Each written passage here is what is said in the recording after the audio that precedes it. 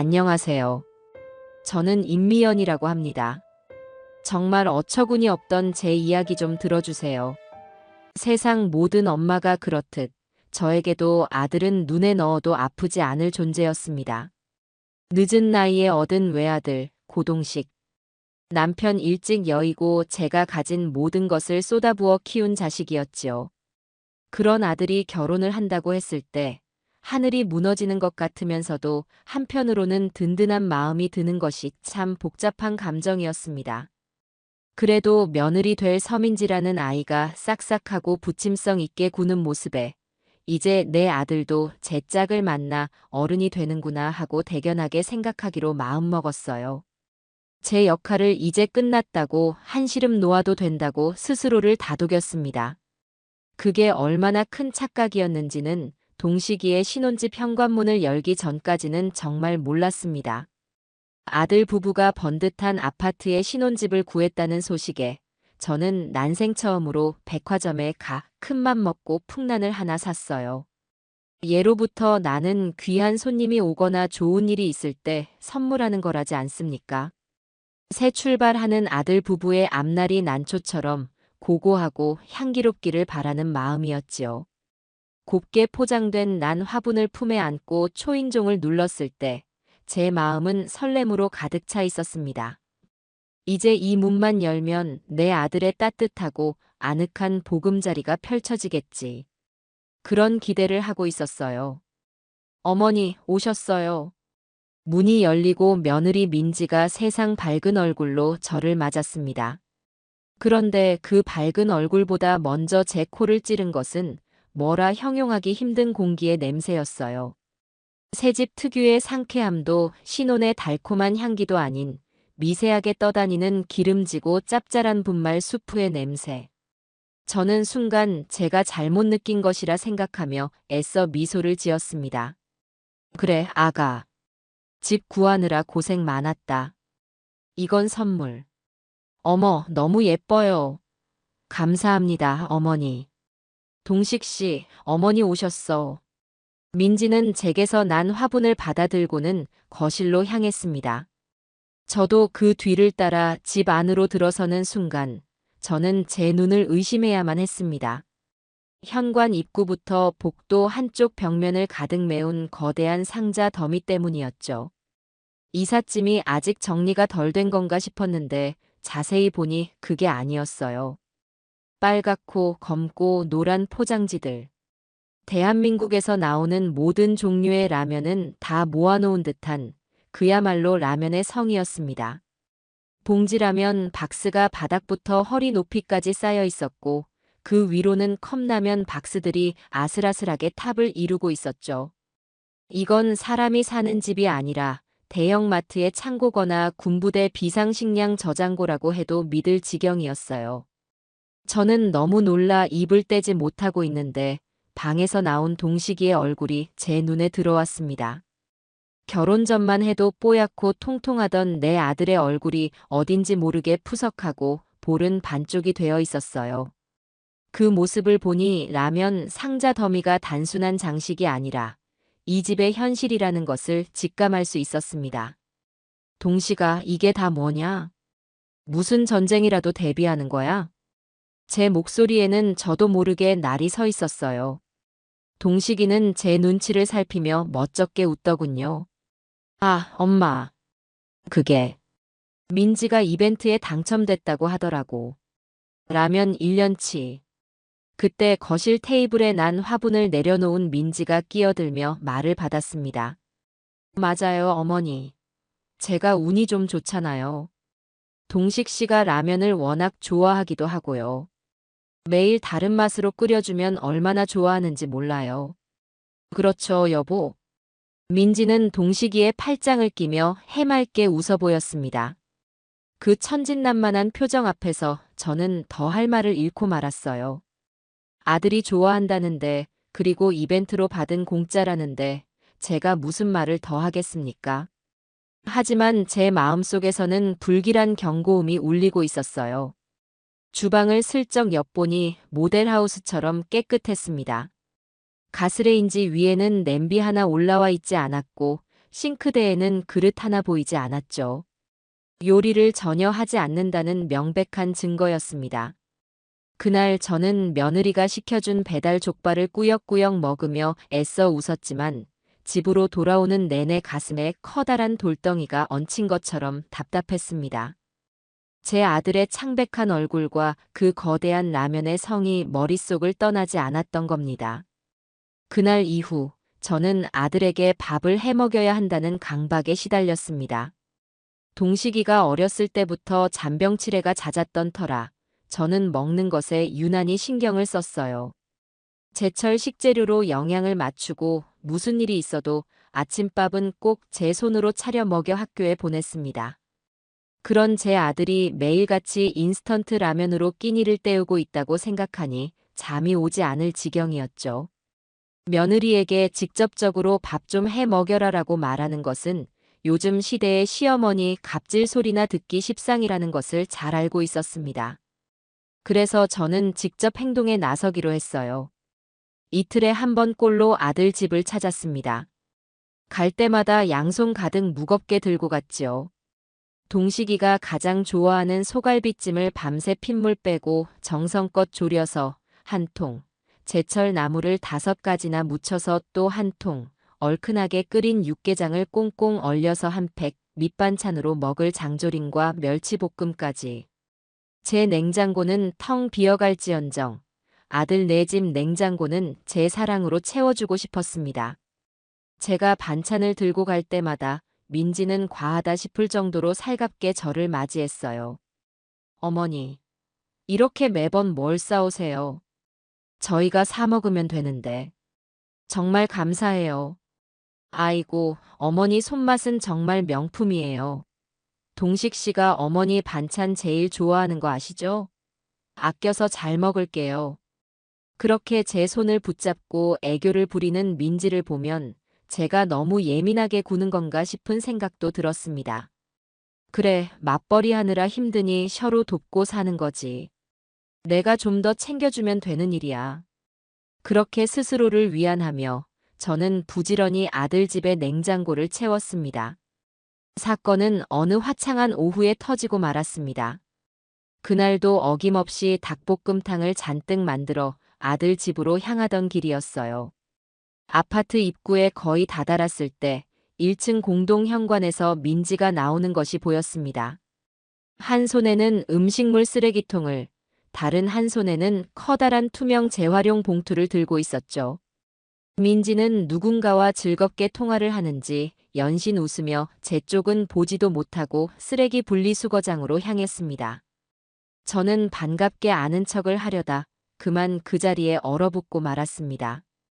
햇빛에 비친 투명한 봉투 안의 내용물이 너무나도 선명하게 보였기 때문입니다. 제가 며칠 전 가져다 준 유리 반찬통들. 그 안에는 제가 만들어준 갈비찜과 잡채, 시금치나물이 거의 그대로 담겨 있었습니다. 심지어 어떤 것은 곰팡이까지 하얗게 피어 있었어요.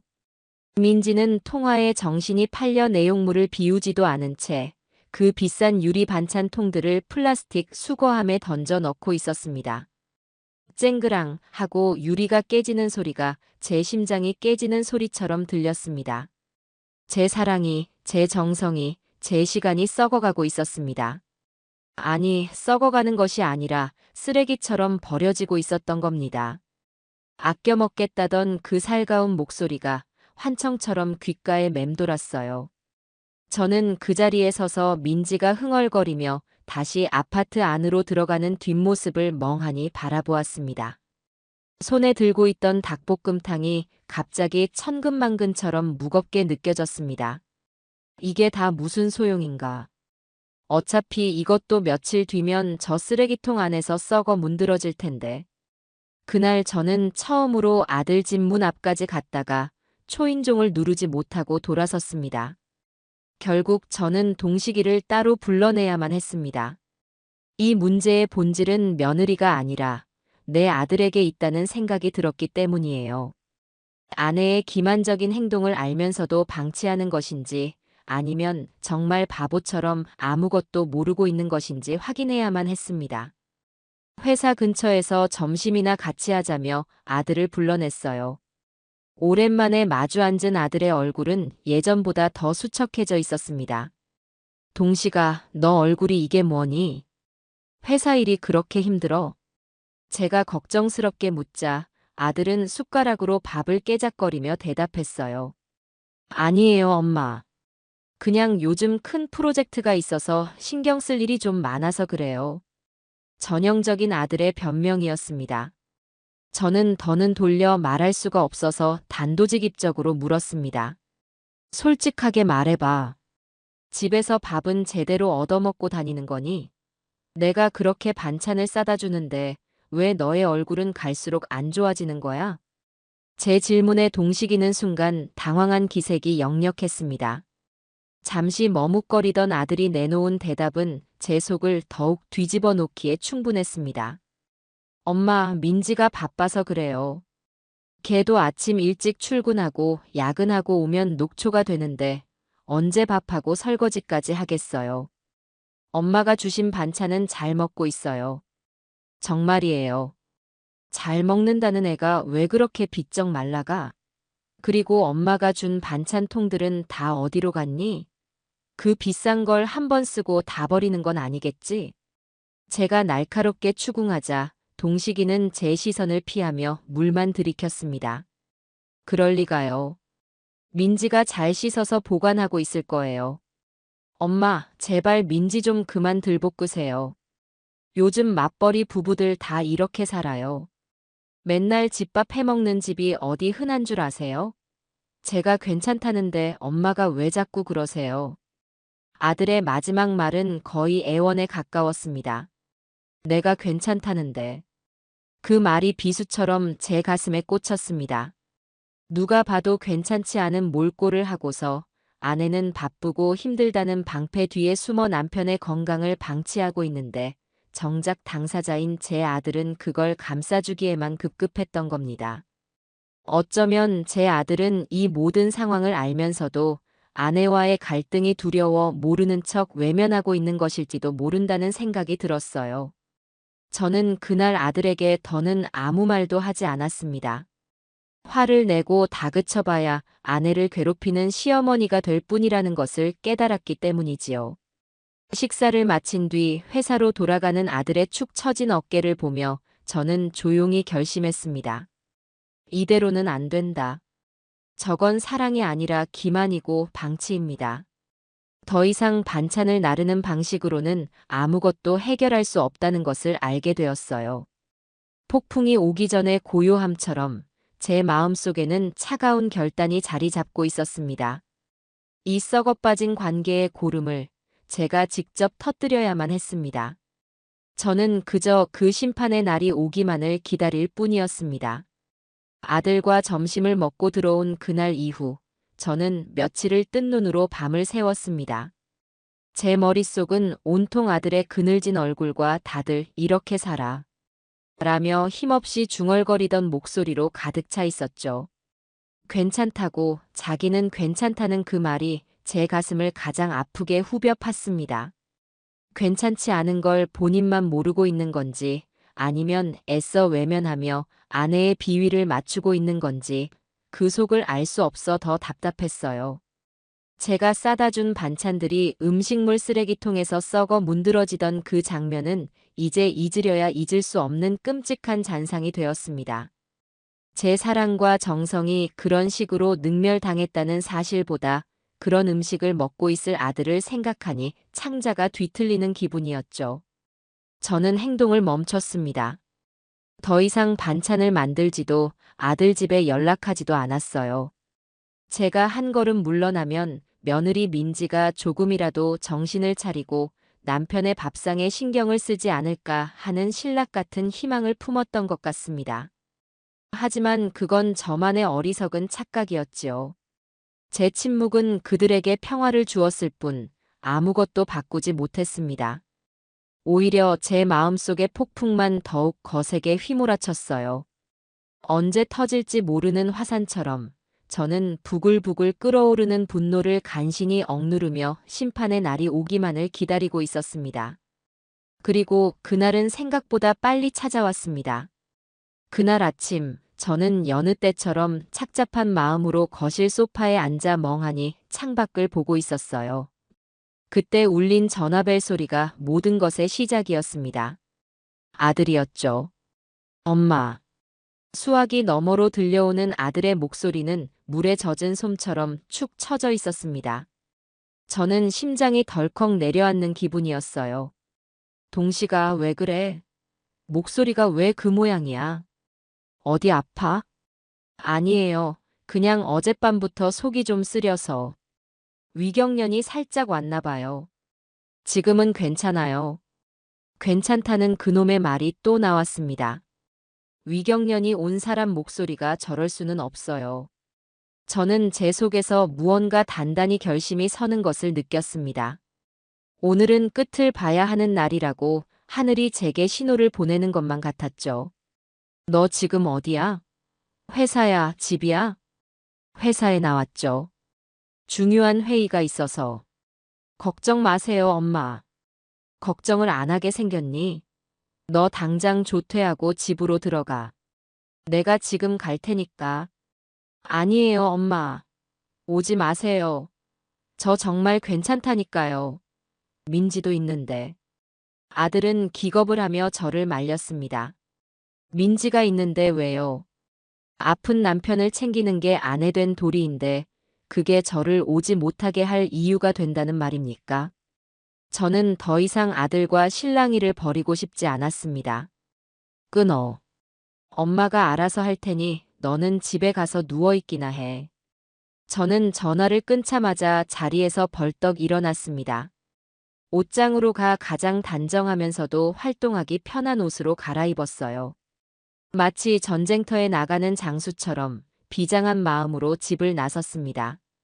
버스를 타고 아들 집으로 가는 내내 제 머릿속은 앞으로 벌어질 일들에 대한 시뮬레이션으로 가득 찼습니다. 오늘은 절대 물러서지 않을 겁니다.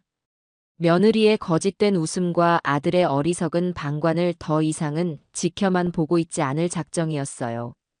제 손으로 직접 그 위선적인 평화의 막을 찢어버릴 것이었습니다. 아들 집 현관문 앞에 서서 비밀번호를 눌렀습니다. 띠리릭 소리와 함께 문이 열리고 안으로 들어서자 거실 소파에는 예상했던 모습 그대로 민지가 누워 있었어요. 남편은 아파서 회사에 나갔는데 자신은 편안한 잠옷 차림으로 소파와 한몸이 되어 휴대폰 화면만 들여다보고 있더군요. 화면에서는 화려한 옷들이 쉴 새 없이 지나가고 있었습니다. 저를 발견한 민지의 얼굴에 당황한 기색이 스치는가 싶더니 이내 귀찮음이 가득한 표정으로 바뀌었습니다. 어머니, 여기까지 어쩐 일이세요? 연락도 없이. 내 남편이 아프다는데 내가 가만히 앉아있게 생겼니? 동식이는 아직 안 왔어? 곧 올 거예요. 근데 병원에 갈 정도는 아니라고 해서. 어머니까지 오실 필요는 없었는데. 그 말은 즉 당신이 신경 쓸 일이 아니니 그냥 돌아가시라는 뜻이었죠. 저는 신발을 벗고 거실로 들어서며 민지에게 단호하게 말했습니다. 됐다. 오늘은 내가 너에게 신세를 좀 져야겠다. 저녁밥 좀 차려다오. 밥솥에 밥은 있을 것이고 냉장고에 김치라도 있겠지. 찌개 하나만이라도 좋으니 내 손으로 직접 끓인 걸로. 제 요구는 민지에게는 아주 뜻밖이었던 모양입니다. 잠시 눈을 동그랗게 뜨고 저를 쳐다보더군요. 제가 지금껏 단 한 번도 며느리에게 밥을 차려달라고 요구한 적이 없었기 때문이겠지요. 민지의 얼굴에 잠시 스쳤던 당황은 곧이어 묘한 비웃음으로 바뀌었습니다. 어머니도 참. 갑자기 밥은 왜요? 배고프시면 뭐 시켜드릴까요? 맛있는 거 많은데. 저는 소파에 똑바로 앉아 민지를 정면으로 마주 보았습니다. 아니, 시키지 마라. 오늘은 꼭 너가 해주는 밥을 먹고 싶구나. 동식이도 곧 올 텐데 아픈 사람에게 배달 음식 먹일 수는 없지 않니? 너가 이 집의 안주인인데 그 정도는 해줄 수 있겠지? 안주인이라는 단어에 힘을 주어 말했습니다. 그것은 단순한 부탁이 아닌 최후 통첩이었습니다. 더 이상 너의 게으름과 무책임을 용납하지 않겠다는 선전포고였죠. 민지는 제 단호한 기세에 마지못해 자리에서 일어났습니다. 입을 삐죽 내밀고 주방으로 향하는 그 뒷모습에서 저는 순순히 제 요구를 들어줄 아이가 아님을 직감했습니다. 아니나 다를까 주방에서는 한참 동안이나 달그락거리는 소리가 났지만 밥 짓는 구수한 냄새나 찌개가 끓는 향은 전혀 나지 않았어요. 대신 전자레인지가 띵 하고 울리는 소리가 여러 번 들려왔습니다. 얼마 지나지 않아 동식이가 현관문을 열고 들어왔습니다. 아들의 얼굴은 아침에 통화할 때보다 더 창백하고 식은땀까지 흘리고 있었어요. 엄마, 진짜 오셨네요. 저 괜찮다니까. 괜찮은 사람 얼굴이 왜 그래? 이리 와서 앉아. 내 아내가 지금 저녁 차리고 있으니 그거 먹고 약 먹자. 저는 아들을 소파에 앉혔습니다. 그때 민지가 작은 교자상을 들고 주방에서 나왔어요. 상 위에는 그릇 2개와 숟가락 2개가 전부였습니다. 저는 그래도 밥이랑 김치라도 차려 나오는구나 하고 생각했습니다. 하지만 그 생각은 교자상이 제 앞에 놓이는 순간 산산조각이 나고 말았어요. 그릇 안에는 갓 데운 즉석밥이 담겨 있었습니다. 그리고 그 위로는 방금 컵라면에 물을 부었다가 면만 건져낸 듯한 시뻘겋고 기름진 라면 국물이 흥건하게 끼얹어져 있었어요. 건더기라고는 말라비틀어진 파 조각 몇 개와 정체불명의 회색 고기 부스러기가 전부였습니다. 김치 한 조각, 단무지 하나 없이 오직 라면 국물의 만밥이 전부였지요. 민지는 제 앞에 그 그릇을 툭 소리가 나게 내려놓으며 말했습니다. 그 얼굴에는 숨길 수 없는 조롱과 승리감이 번지고 있었어요. 어머니, 국물에 밥 드시고 싶다고 하셨죠? 마침 국물이 좀 남았더라고요. 동식 씨 것도 저기 있으니 어서 드세요. 식으면 맛없어요. 그 순간 제 머릿속에서 무언가 툭 하고 끊어지는 소리가 났습니다. 지난 몇 달간 억눌러왔던 모든 분노와 서름, 배신감이 한꺼번에 폭발했습니다. 아들의 창백한 얼굴, 쓰레기통에서 썩어가던 내 반찬들, 거대하게 쌓여있던 라면의 성, 그리고 지금 내 눈앞에서 나를 능멸하고 있는 며느리의 저 비웃는 얼굴까지. 모든 것이 하나로 합쳐져 제 이성을 마비시켰습니다. 저는 자리에서 벌떡 일어났습니다. 그리고 조금의 망설임도 없이 눈앞의 교자상을 그대로 뒤집어 엎었습니다. 와장창 하는 굉음과 함께 그릇들이 바닥에 나뒹굴고 시뻘건 라면 국물이 사방으로 튀었습니다. 하얀색 거실 벽지와 민지가 입고 있던 비싸 보이는 실크 잠옷 위로 붉은 얼룩이 흉측하게 번졌어요. 야, 어머니, 지금 뭐 하시는 거예요? 민지가 비명을 질렀고 옆에 앉아있던 동식이는 너무 놀라 입만 떡 벌리고 있었습니다. 저는 조금도 동요하지 않았습니다. 오히려 이상할 정도로 머리가 차갑게 식는 기분이었어요. 저는 바닥에 주저앉아 소리 지르는 민지에게 다가가 그 아이의 눈을 똑바로 쳐다보며 말했습니다. 제 목소리는 얼음장처럼 차가웠습니다. 너가 한 짓이다. 이건 너가 자초한 일이야. 오늘부로 내가 이 집의 살림을 가르치겠다. 그리고는 멍하니 앉아있는 아들을 향해 선포했습니다. 너는 잘 들어라. 오늘부터 이 어미는 이 집에서 한 발자국도 나가지 않을 것이다. 내 아내를 제대로 된 사람으로 만들어 놓든지 아니면 내 아들을 이 집에서 데리고 나가든지. 둘 중 하나를 할 때까지는 이 소파가 내 집이고 내 방이야. 선택은 너희가 해라. 제 선언에 거실의 공기는 완전히 얼어붙었습니다. 바닥에 쏟아진 라면 국물에서 피어오르는 김만이 이 모든 것이 현실임을 알려주고 있었습니다. 길고 길었던 인내의 시간이 끝나고 마침내 전쟁의 막이 올랐습니다. 제가 밥상을 뒤집어 엎은 그 순간부터 우리 집의 시간은 멈춰버린 듯 했습니다. 바닥에는 깨진 그릇 조각과 흉측하게 엉겨붙은 밥알, 그리고 식어가며 찐득하게 굳어가는 라면 국물이 널려 있었죠. 그 아수라장의 한가운데서 며느리 민지는 새하얗게 질린 얼굴로 한동안 저를 쳐다보기만 했습니다. 아마 자기가 한 짓이 어떤 결과를 불러왔는지 그제야 조금은 실감한 모양이었어요. 하지만 그 잠깐의 정적을 깬 것은 민지의 놀라운 연기력이었습니다. 민지는 갑자기 서럽다는 듯이 울음을 터뜨리기 시작했어요. 처음에는 훌쩍이는가 싶더니 이내 온몸을 들썩이며 통곡을 하기 시작했습니다. 마치 제가 밥상만 뒤엎은 것이 아니라 자기에게 손찌검이라도 한 것처럼 말입니다. 어머니 어떻게 저한테 이러실 수가 있어요? 제가 뭘 그렇게 잘못했다고. 밥 한 끼 차려드린 게 이렇게 맞을 짓인가요? 맞을 짓이라는 말에 저는 기가 막혔습니다. 저는 민지의 몸에 손가락 하나 댄 적이 없었어요.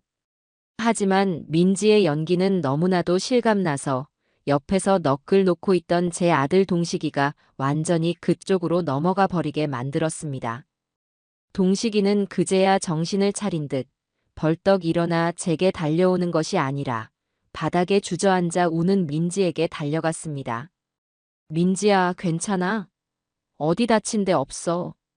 아들은 우는 아내의 어깨를 감싸 안으며 저를 노려보았습니다. 그 눈빛은 원망과 분노로 가득 차 있었어요. 평생을 저만 바라보며 순하게 자란 제 아들이 생전 처음으로 저에게 그런 눈빛을 보내고 있었습니다. 엄마, 지금 이게 무슨 짓이에요? 어떻게 민지한테 이럴 수가 있어요? 엄마가 어떻게 사람한테 음식을 집어던져요? 아들의 고함에 제 심장이 철렁 내려앉았습니다. 사람한테 음식을 집어던져. 며느리의 교묘한 거짓말과 연기에 제 아들은 완전히 눈이 멀어버린 것이었습니다. 제가 밥상을 뒤집어 엎은 것은 명백한 사실이지만 그 원인과 과정은 완전히 왜곡된 채 아들에게 전달되고 있었어요. 동식아, 너는 이 상황을 보고도 그런 말이 나와? 내 아내가 내 엄마한테 무슨 짓을 했는지, 저 밥그릇이 뭘 의미하는지 정말 모른다는 말이냐? 제 목소리는 분노로 떨리고 있었습니다. 하지만 아들의 귀에는 아무것도 들리지 않는 것 같았어요. 몰라요. 알고 싶지도 않아요. 이유가 뭐든 엄마가 한 행동은 잘못됐어요. 당장 민지한테 사과하세요. 그리고 제발 그만 저희 좀 내버려 두시고 집으로 돌아가세요. 집으로 돌아가라. 그 말이 제 가슴에 대못을 박았습니다.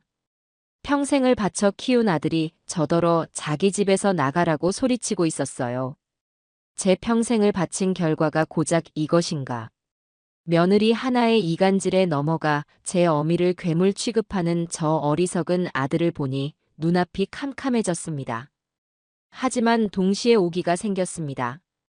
그래, 이대로 물러나면 나는 정말 아들을 빼앗기고 나쁜 시어머니라는 오명만 뒤집어 쓴 채 쫓겨나게 될 것이다. 여기서 무너지면 안 된다.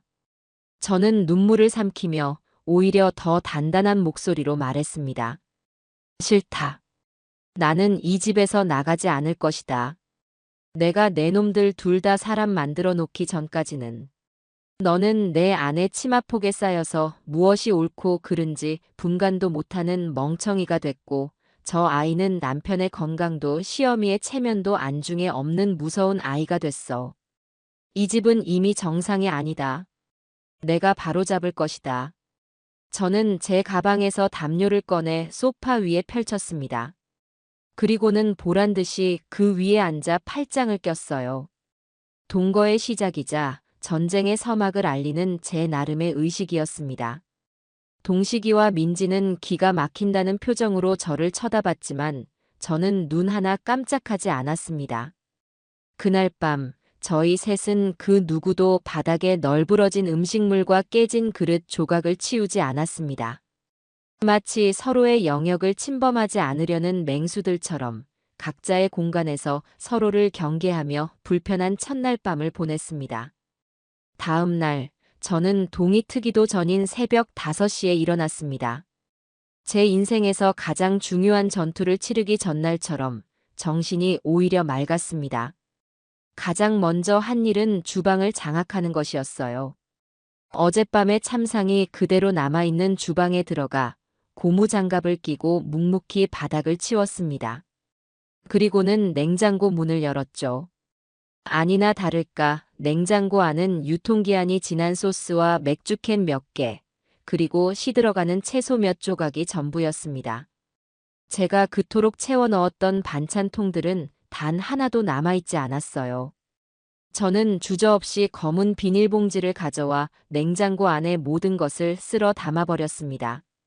그리고 현관 앞에 성처럼 쌓여있던 라면 상자들을 하나씩 해체하기 시작했어요. 동식이가 뭐라고 하든 민지가 뭐라고 하든 상관없었습니다. 그 라면들은 제 눈에 이 집의 모든 불행과 질병의 근원처럼 보였습니다.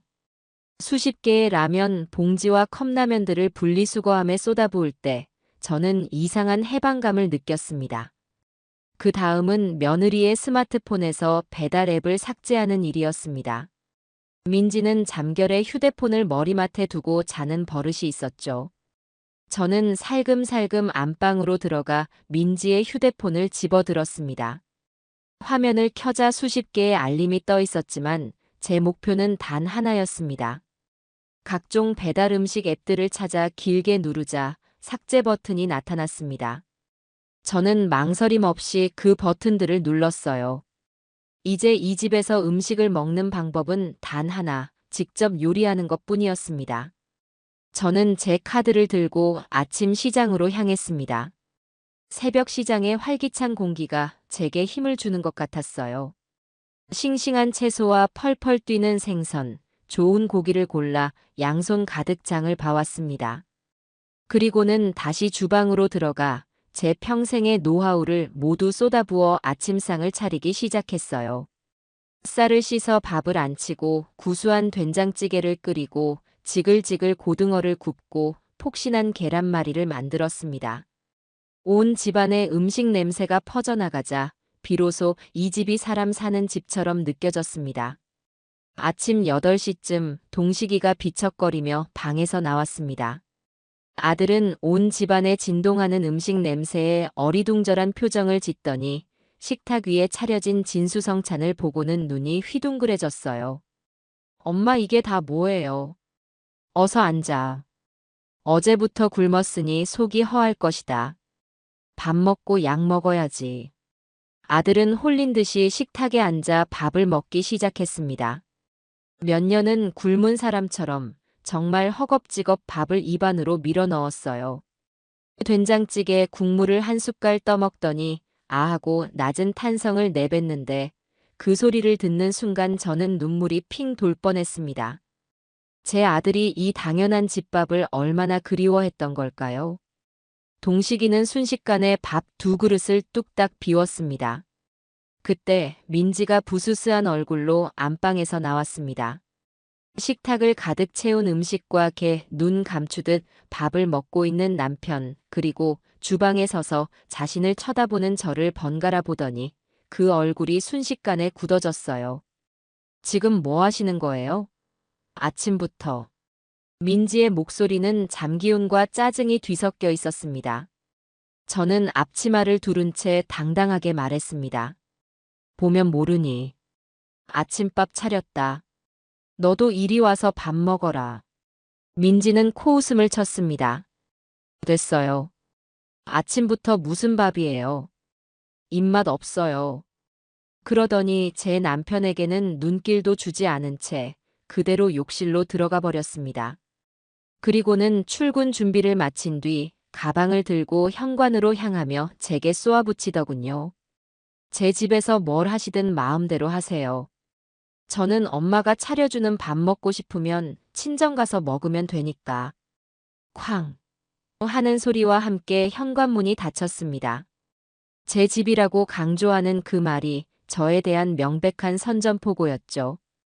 괜찮습니다. 저는 이 전쟁에서 질 생각이 전혀 없었으니까요. 맛있게 아침을 먹고 기운을 차린 아들의 얼굴을 보니 제 결심은 더욱 굳건해졌습니다.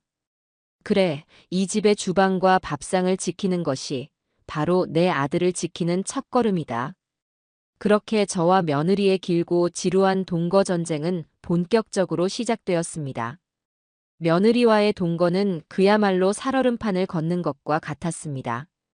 민지는 저를 투명 인간 취급했고 저는 그런 민지의 일거수일투족을 감시하며 며느리의 실체를 파악하는 데 집중했어요. 적을 알아야 전쟁에서 이긴다는 옛말은 틀린 것이 하나도 없었습니다. 저는 그저 감정적으로 화를 내는 무식한 시어머니가 아니라 명확한 증거와 사실을 바탕으로 아들의 눈을 뜨게 해줘야 한다고 생각했죠.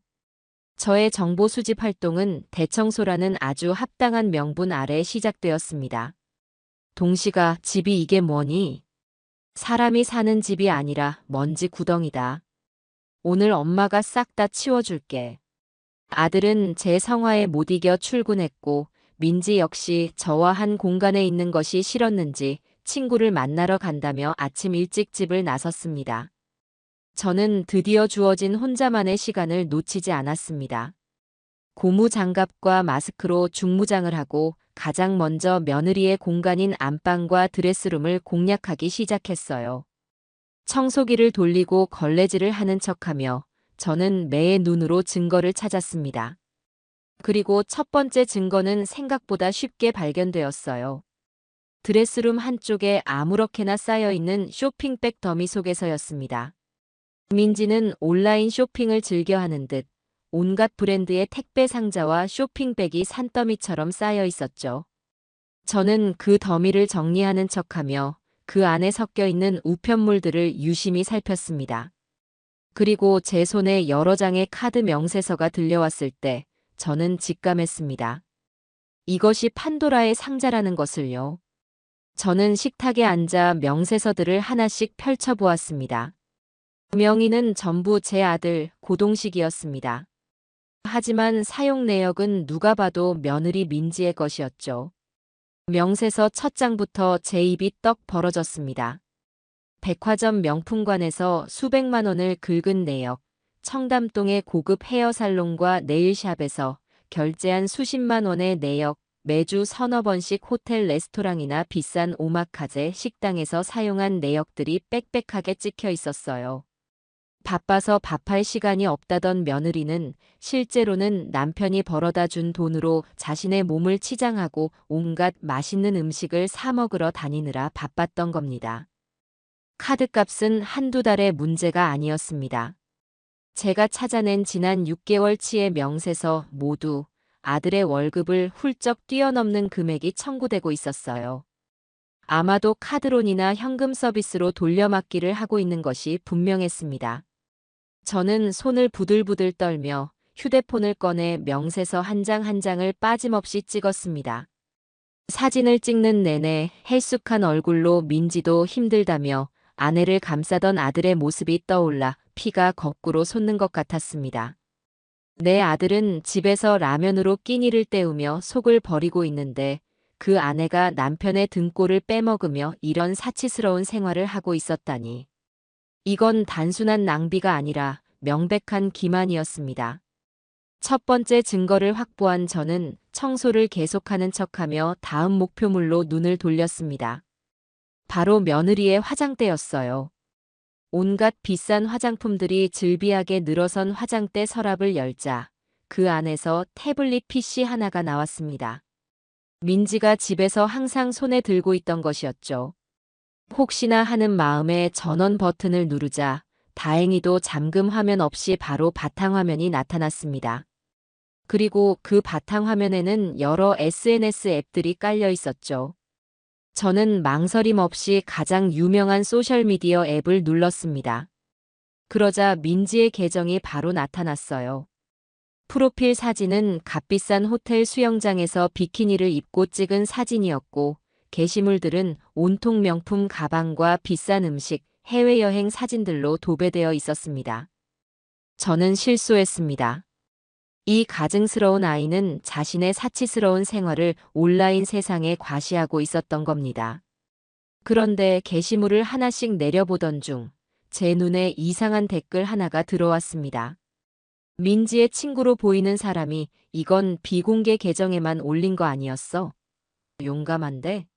라고 쓴 댓글이었어요. 비공개 계정. 그 단어가 제 뇌리를 스쳤습니다. 저는 혹시나 하는 마음에 민지의 프로필 화면으로 돌아가 계정 전환 버튼을 눌러보았습니다. 그러자 수상한 이름의 계정이 하나 더 나타났습니다. 심장이 두근거렸습니다.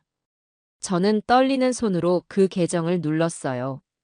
그 비공개 계정의 내용은 그야말로 충격과 경악 그 자체였습니다. 그곳은 민지의 진짜 속마음이 담긴 온갖 증오와 조롱으로 가득 찬 배설구였습니다. 프로필 사진부터가 어떤 드라마의 악력 캐릭터 사진이었고 자기소개란에는 시벌레와 ATM기 없는 세상에서 살고 싶다라고 적혀 있었어요. 시벌레가 시어머니인 저를 지칭하는 말이라는 것은 어렵지 않게 짐작할 수 있었습니다. 그렇다면 ATM기는 제 아들 동식이를 뜻하는 것이겠지요. 게시물들은 더욱 가관이었습니다. 오늘 시벌레 다녀감. 진짜 올 때마다 표정 관리하는 것 토 나올 것 같아. 지 아들 밥이나 챙기라는데 그 시간에 내 손톱 관리받는 게 100배는 더 생산적임. 이번 달 남편 카드값 신기록 경신. 능력 있는 남편 ATM기 나느냐 된장녀. 아, 진짜 라면 끓여주기도 귀찮다. 알아서들 좀 챙겨 먹었으면. 결혼은 사랑이 아니라 취집이라는 말이 진리. 친구들과 주고받은 댓글은 더 노골적이었습니다. 제 욕은 물론이고 제 아들을 무능하고 재미없는 남자라고 험담하며 자기들끼리 낄낄거리고 있었어요. 저는 온몸의 피가 차갑게 식는 것을 느꼈습니다. 이건 남편을 사랑하지 않는 수준을 넘어 철저히 무시하고 이용하고 있었던 겁니다. 제 아들은 사랑하는 아내가 아니라 돈 나오는 기계이자 기생충의 숙주 취급을 받고 있었던 것이죠. 저는 이가 갈리는 분노를 참으며 이 모든 화면들을 하나도 빠짐없이 캡처하고 제 휴대폰으로 전송했습니다. 이 정도만 해도 충분한 증거라고 생각했습니다. 하지만 진짜 결정적인 증거는 가장 예상치 못한 곳에서 나왔습니다. 청소를 거의 마칠 무렵, 저는 드레스룸 구석에 놓인 민지의 명품 핸드백들을 정리하고 있었어요. 모양이 망가지지 않게 가방 안에 채워 넣은 종이들을 빼내고 있는데 유독 묵직한 가방 하나가 있었습니다. 그 안에서 종이 뭉치 대신 빳빳한 서류 봉투 하나가 만져졌습니다. 호기심에 봉투를 열어본 저는 그 자리에서 얼어붙고 말았습니다. 그 안에는 대출 신청서라고 적힌 서류 뭉치가 들어 있었습니다. 채무자는 제 아들 고동식, 대출 신청 금액은 무려 1억 원이었습니다. 그리고 대출 목적란에는 개인 사업 자금이라고 적혀 있었어요. 제 아들은 평범한 회사원입니다. 개인 사업은 꿈도 꿔본 적 없는 아이예요. 더욱 저를 경악하게 한 것은 채무자 서명란에 적힌 제 아들의 이름이었습니다. 제가 평생을 봐온 아들의 필체와는 미묘하게 다른 어설프게 흉내낸 위조 서명이었습니다. 민지가 제 아들 몰래 아들의 이름으로 1억 원이라는 거액의 대출을 받아 자기 사업 자금으로 쓰려고 했던 겁니다. 모든 퍼즐 조각이 맞춰졌습니다. 명품 쇼핑과 사치스러운 생활은 그저 시작에 불과했어요. 민지의 최종 목표는 제 아들의 명의를 도용해 한몫 단단히 챙겨 독립하는 것이었을지도 모릅니다. 저는 서류를 든 채로 한참을 그 자리에 서 있었습니다. 분노를 넘어선 차가운 공포가 온몸을 감쌌습니다. 저는 지금 단순한 밉상 며느리와 기싸움을 하고 있는 것이 아니었어요. 제 아들의 인생을 통째로 집어삼키려는 사기꾼, 약탈자와 싸우고 있었던 겁니다. 더 이상 망설일 시간이 없었습니다. 저는 이 서류 뭉치를 품에 안고 제 아들을 이 구렁텅이에서 구해내기 위한 마지막 계획을 세우기 시작했습니다. 이제 이 지긋지긋한 전쟁을 끝낼 때가 온 것입니다. 며느리가 남긴 배신의 증거들을 품에 안고 저는 그날 밤 한숨도 잘 수가 없었습니다. 제 손에 들린 것은 단순한 서류 뭉치가 아니었어요.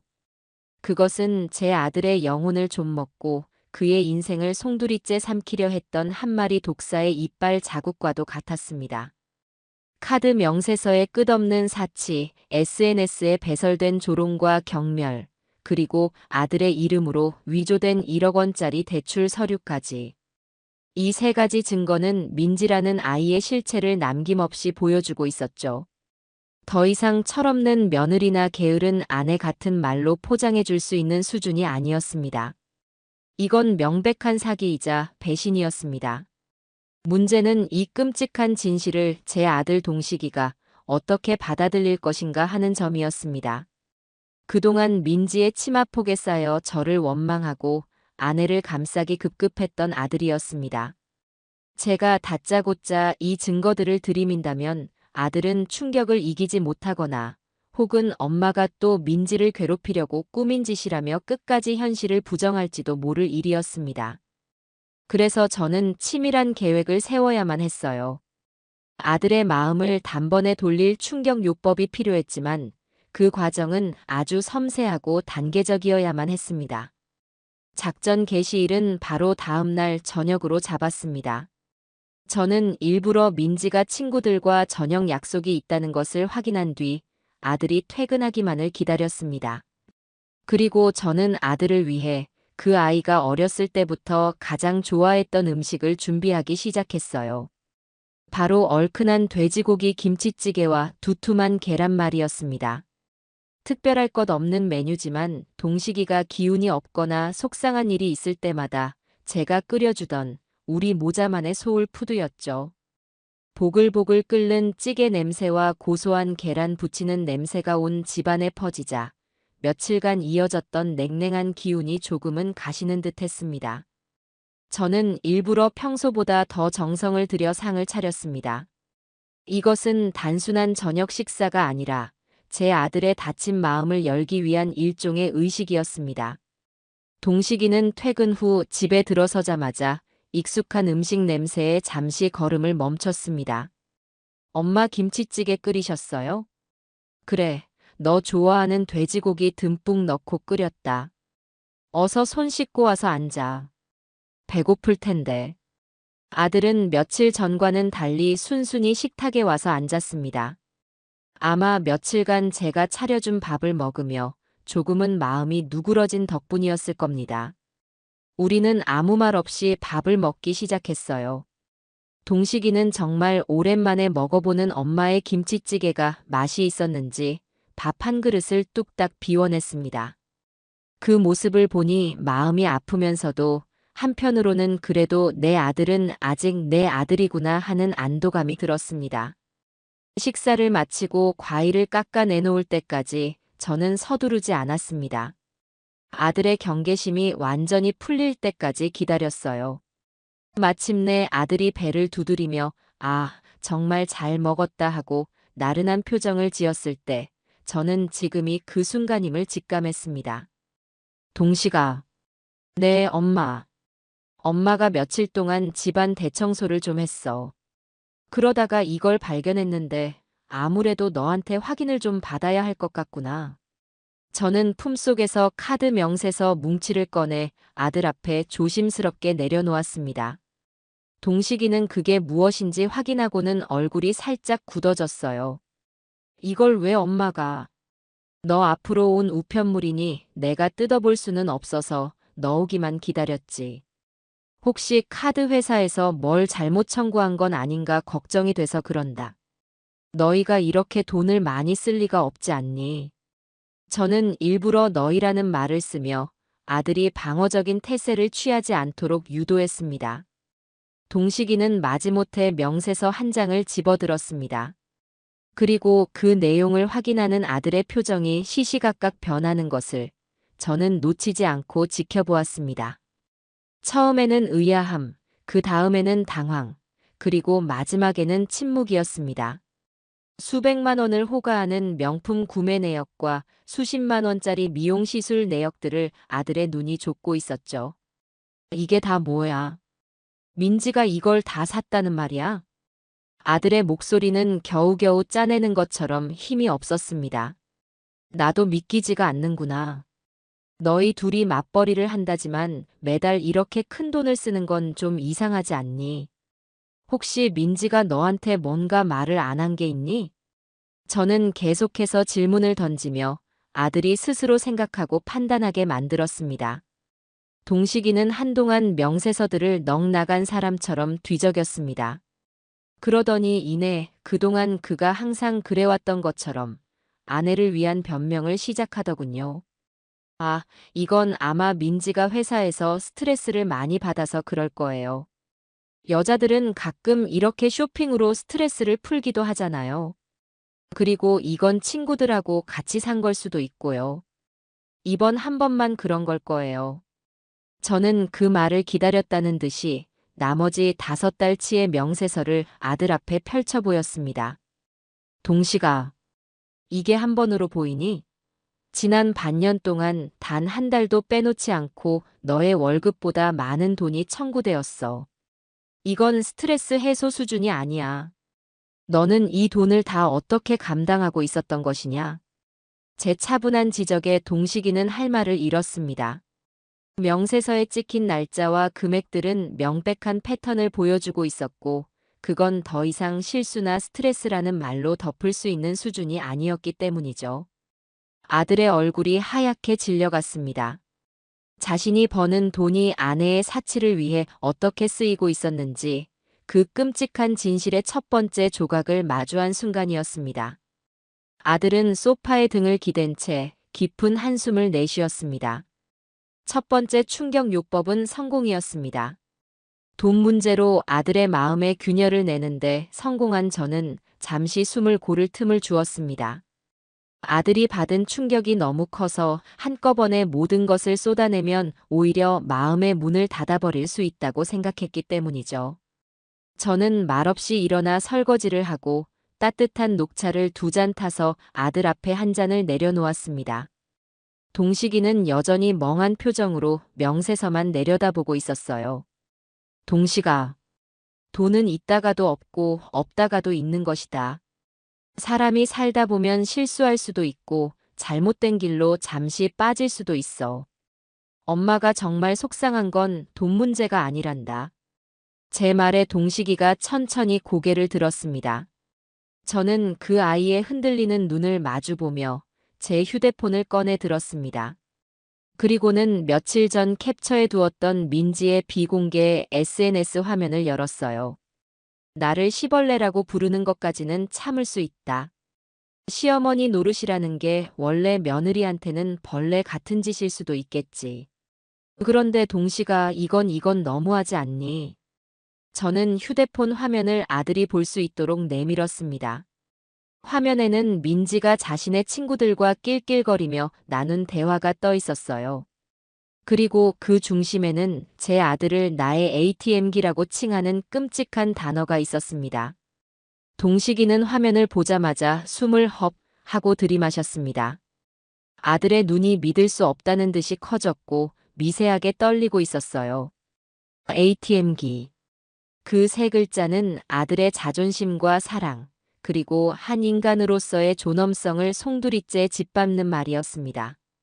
돈을 함부로 쓴 것과는 차원이 다른 인격적인 모독이었죠. 아들의 얼굴에서 핏기가 완전히 가셨습니다. 아까의 당황스러움과는 다른 깊은 상처와 배신감에 휩싸인 표정이었어요. 이게 정말 민지 계정 맞아, 엄마? 누가 장난치는 거 아니고 너가 더 잘 알 것 아니냐? 이 사진 속의 장소들, 이 물건들, 다 너 카드 명세서에 찍혀 있던 것들이야. 우연의 일치라고 하기에는 너무나도 정확하지 않니? 저는 차분하게 사실을 나열했습니다. 아들은 더 이상 아무런 변명도 하지 못했습니다. 그저 휴대폰 화면과 자신의 카드 명세서를 번갈아 볼 뿐이었죠. 자신이 사랑한다고 믿었던 아내에게 철저히 기만당하고 돈 나오는 기계 취급을 받았다는 사실이 아들에게는 감당하기 힘든 충격이었을 겁니다. 동식이는 마른 세수를 하며 괴로운 소리를 내뱉었습니다. 그동안 아내를 옹호하며 저에게 퍼부었던 자신의 말들이 얼마나 어리석었는지 뼈저리게 느끼고 있는 것이 분명했어요. 아들의 단단했던 방어막이 이제는 완전히 허물어지고 있었습니다. 이제 마지막 쐐기를 박을 시간이었습니다. 아들이 재정적, 감정적 배신감으로 완전히 무너져 내렸을 때 저는 가장 결정적인 증거를 꺼내 들었습니다. 바로 민지의 핸드백에서 발견한 대출 신청 서류였습니다. 저는 녹차 잔을 치우고 그 서류를 조용히 아들 앞 테이블에 내려놓았습니다. 동식이는 이미 너무 많은 충격을 받은 탓인지 더 이상 놀라는 기색도 없이 무감각한 표정으로 서류를 집어들었어요. 이건 또 뭐예요, 엄마? 내 아내의 가방에서 나왔다. 나도 이게 뭔지 너한테 물어보려고 기다렸어. 동식이는 서류의 첫 장을 넘겼습니다. 대출 신청서라는 글자와 함께 자신의 이름과 주민등록번호가 정확하게 적혀 있는 것을 확인한 아들의 눈이 다시 한번 크게 흔들렸습니다. 그리고 신청 금액 1억 원이라는 숫자를 본 순간 아들의 입에서 바람 빠지는 소리가 났어요. 1억? 하지만 진짜 결정타는 맨 마지막 장에 있었습니다. 채무자 서명란에 어설프게 위조된 자신의 이름이 적혀 있는 것을 본 순간 동식이는 들고 있던 서류를 바닥에 떨어뜨리고 말았습니다. 동식아, 너가 여기에 서명한 것이니? 저는 나직이 물었습니다. 아들은 고개를 격하게 저었습니다. 그 얼굴은 공포와 경악으로 하얗게 질려 있었죠. 아니요. 저는 이런 거 본 적도 없어요. 이게 대체 무슨... 모든 것이 끝났습니다.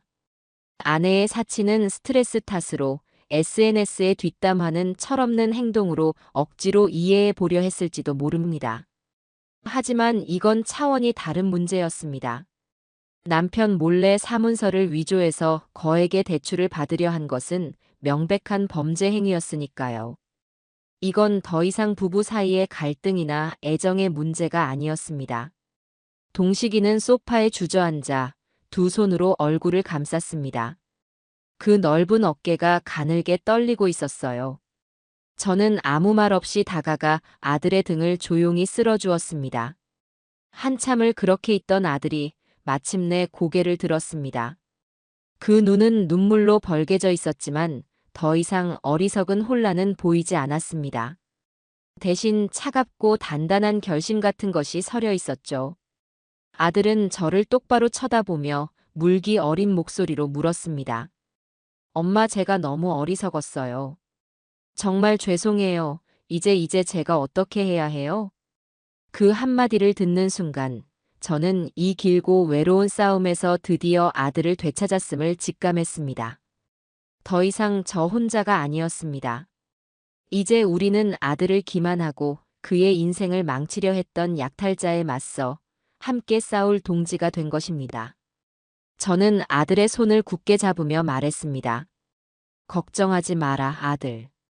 이제부터는 이 엄마가 다 알아서 할 것이다. 너는 그냥 엄마만 믿고 따르면 돼. 그날 밤 우리 모자는 처음으로 한편이 되어 이 지긋지긋한 전쟁을 끝내기 위한 마지막 계획을 세우기 시작했습니다. 그 계획의 이름은 바로 최후의 만찬이었습니다. 며칠 후 우리 집에는 폭풍전야와 같은 고요함이 흘렀습니다.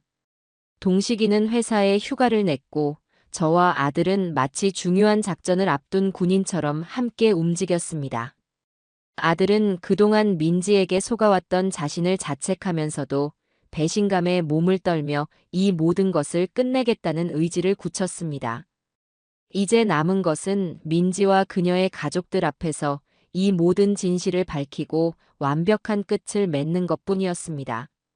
계획의 첫 단계는 민지를 안심시키고 그녀와 그녀의 부모님을 최후의 만찬 자리로 끌어내는 것이었습니다. 저는 거실에서 태연하게 TV를 보고 있는 민지에게 다가가 최대한 부드러운 목소리로 말을 건넸습니다. 아가. 왜요? 민지는 여전히 저를 벌레 보듯 쳐다보며 퉁명스럽게 대답했어요. 그동안 내가 너한테 너무 심하게 대한 것 같구나. 생각해보니 다 내 욕심이었어. 미안하다. 제 갑작스러운 사과에 민지의 눈이 동그래졌습니다. 의심과 경계심이 가득한 눈으로 저를 빤히 쳐다보더군요. 저는 연기를 계속했습니다. 이번 주말에 너희 부모님 모시고 집으로 오너라. 내가 그분들께도 정식으로 사과하고 아주 성대한 저녁을 차려 대접하고 싶구나. 그걸로 내 사과를 받아주면 좋겠어. 제 말에 민지의 표정이 서서히 변하기 시작했습니다. 의심은 어느새 사라지고 그 자리에는 거봐. 결국 내 승리잖아 라고 말하는 듯한 오만함과 승리감이 어렸습니다.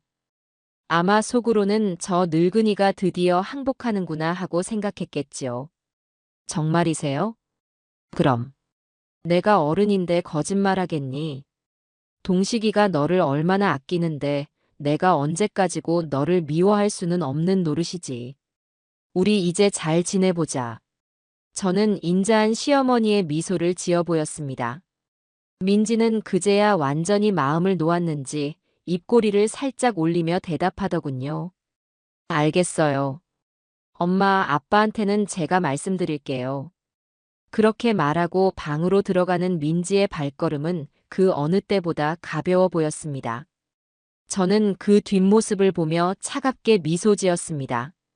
그래, 마음껏 승리를 만끽해 두어라.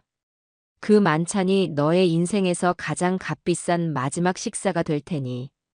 그 다음 저는 사돈댁에 직접 전화를 걸었습니다. 민지가 어떤 식으로 부모에게 말을 전할지 몰랐기 때문에 제가 직접 상황의 심각성을 암시해 둘 필요가 있었어요. 사부인, 저 동식이 엄마입니다. 잘 지내시지요? 아이고, 사부인. 어쩐 일이세요? 그럼요, 잘 지내지요.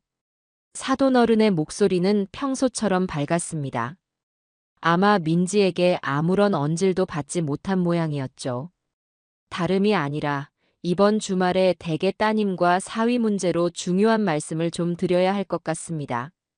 부디 두 분 함께 저희 집으로 와주셨으면 합니다. 아이들의 미래가 걸린 일이니 꼭 참석해 주십시오. 제 목소리는 평소와 달리 낮고 진지했습니다. 사돈어른도 제 말투에서 심상치 않은 분위기를 감지했는지 목소리 톤이 살짝 바뀌더군요. 네. 아이들한테 무슨 일이라도 자세한 이야기는 만나서 드리는 것이 도리일 것 같습니다. 그저 무거운 마음으로 와주시기만 하면 됩니다. 저는 그 말만 남기고 전화를 끊었습니다. 이제 모든 판은 짜였습니다. 배우들은 모두 섭외되었고 무대도 준비되었습니다. 남은 것은 이 비극적인 희극의 마지막 막을 올리는 것뿐이었습니다. 약속한 주말, 저는 동이 트자마자 일어나 음식을 준비하기 시작했습니다. 며칠 전부터 구상해둔 제 인생 최고의 요리 실력을 쏟아부을 메뉴들이었죠. 갈비찜을 위해 최고급 한우를 사와 밤새 핏물을 뺐고 형형색색의 재료를 가늘게 채 썰어 궁중식 잡채를 만들었습니다. 귀한 손님에게만 내놓는다는 신선도를 위해 육수를 정성껏 우려내고 전복과 새우, 은행, 버섯 등 온갖 귀한 재료들을 준비했어요. 삼색전과 육원전도 곱게 부쳐냈습니다. 이건 단순한 음식이 아니었습니다. 가족의 화목과 정성, 존중을 상징하는 음식들이었죠. 민지가 그토록 짓밟고 무시했던 가치들을 저는 식탁 위에 보란 듯이 펼쳐 보이고 싶었습니다. 동식이는 제 옆에서 묵묵히 저를 도왔습니다. 채소를 다듬고 상을 차리면서도 아들은 한마디 말이 없었어요. 그저 차갑고 단단한 표정으로 다가올 결전의 순간만을 기다리고 있었습니다.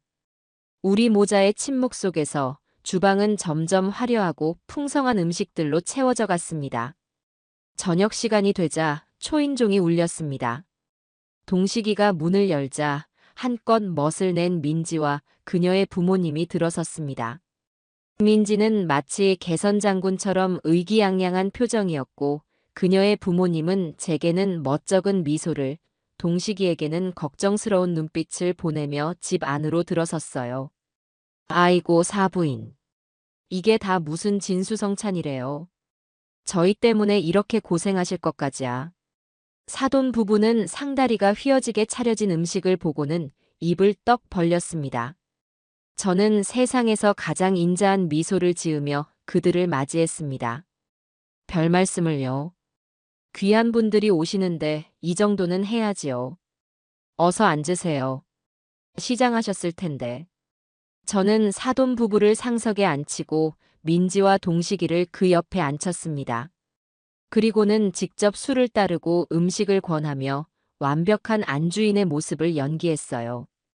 분위기는 겉보기에는 화기애애했습니다. 사돈 부부는 제 음식 솜씨를 연신 칭찬했고 민지는 그런 부모님을 보며 으쓱한 표정을 지었죠.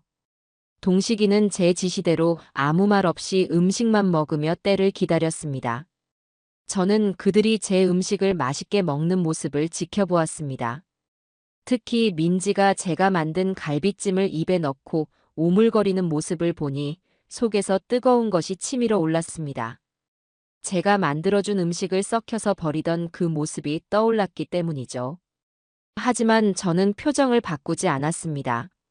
지금은 감정을 드러낼 때가 아니었으니까요. 식사가 거의 끝나고 제가 준비한 과일과 차가 식탁에 올랐을 때 저는 마침내 이 연극의 본론을 시작했습니다. 사돈어른 사부인.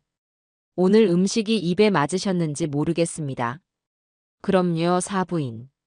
정말 평생 먹어본 음식 중에 최고였습니다. 이렇게까지 저희를 대접해 주시니 제가 몸 둘 바를 모르겠네요. 그간 저희 민지가 혹시라도 뭘 잘못한 게 있다면 너그러이 용서해 주십시오. 사돈 안 사장이 제게 머리를 숙이며 말했습니다. 모든 것이 제 계획대로 흘러가고 있었습니다. 용서라니요. 당치도 않은 말씀입니다. 사실 오늘 이렇게 두 분을 모신 것은 단순히 식사를 대접하고 사과를 하기 위함만은 아닙니다. 제 말에 식탁의 분위기가 순간 싸늘하게 변했습니다. 모두의 시선이 제게로 쏠렸어요. 저는 제 옆에 미리 준비해 두었던 서류 봉투를 집어들었습니다.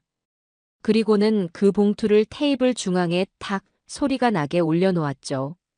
제가 오늘 두 분께 그리고 제 아들 동식이에게 우리 며느리 서민지 양의 진짜 모습을 보여드려야 할 것 같아서입니다. 저는 봉투에서 첫 번째 증거물인 카드 명세서 뭉치를 꺼내 테이블 위에 펼쳤습니다. 이것은 지난 6개월간 제 아들 명의의 카드로 결제된 내역입니다. 사돈 두 분께서도 한번 보시지요. 따님이 과연 두 분이 아시는 것처럼 검소하고 착실한 아이인지. 사돈 부부는 어리둥절한 표정으로 명세서를 들여다보기 시작했습니다. 그리고 그들의 얼굴이 점점 굳어가는 것을 저는 똑똑히 보았습니다. 수백만 원짜리 명품, 수십만 원짜리 피부 관리.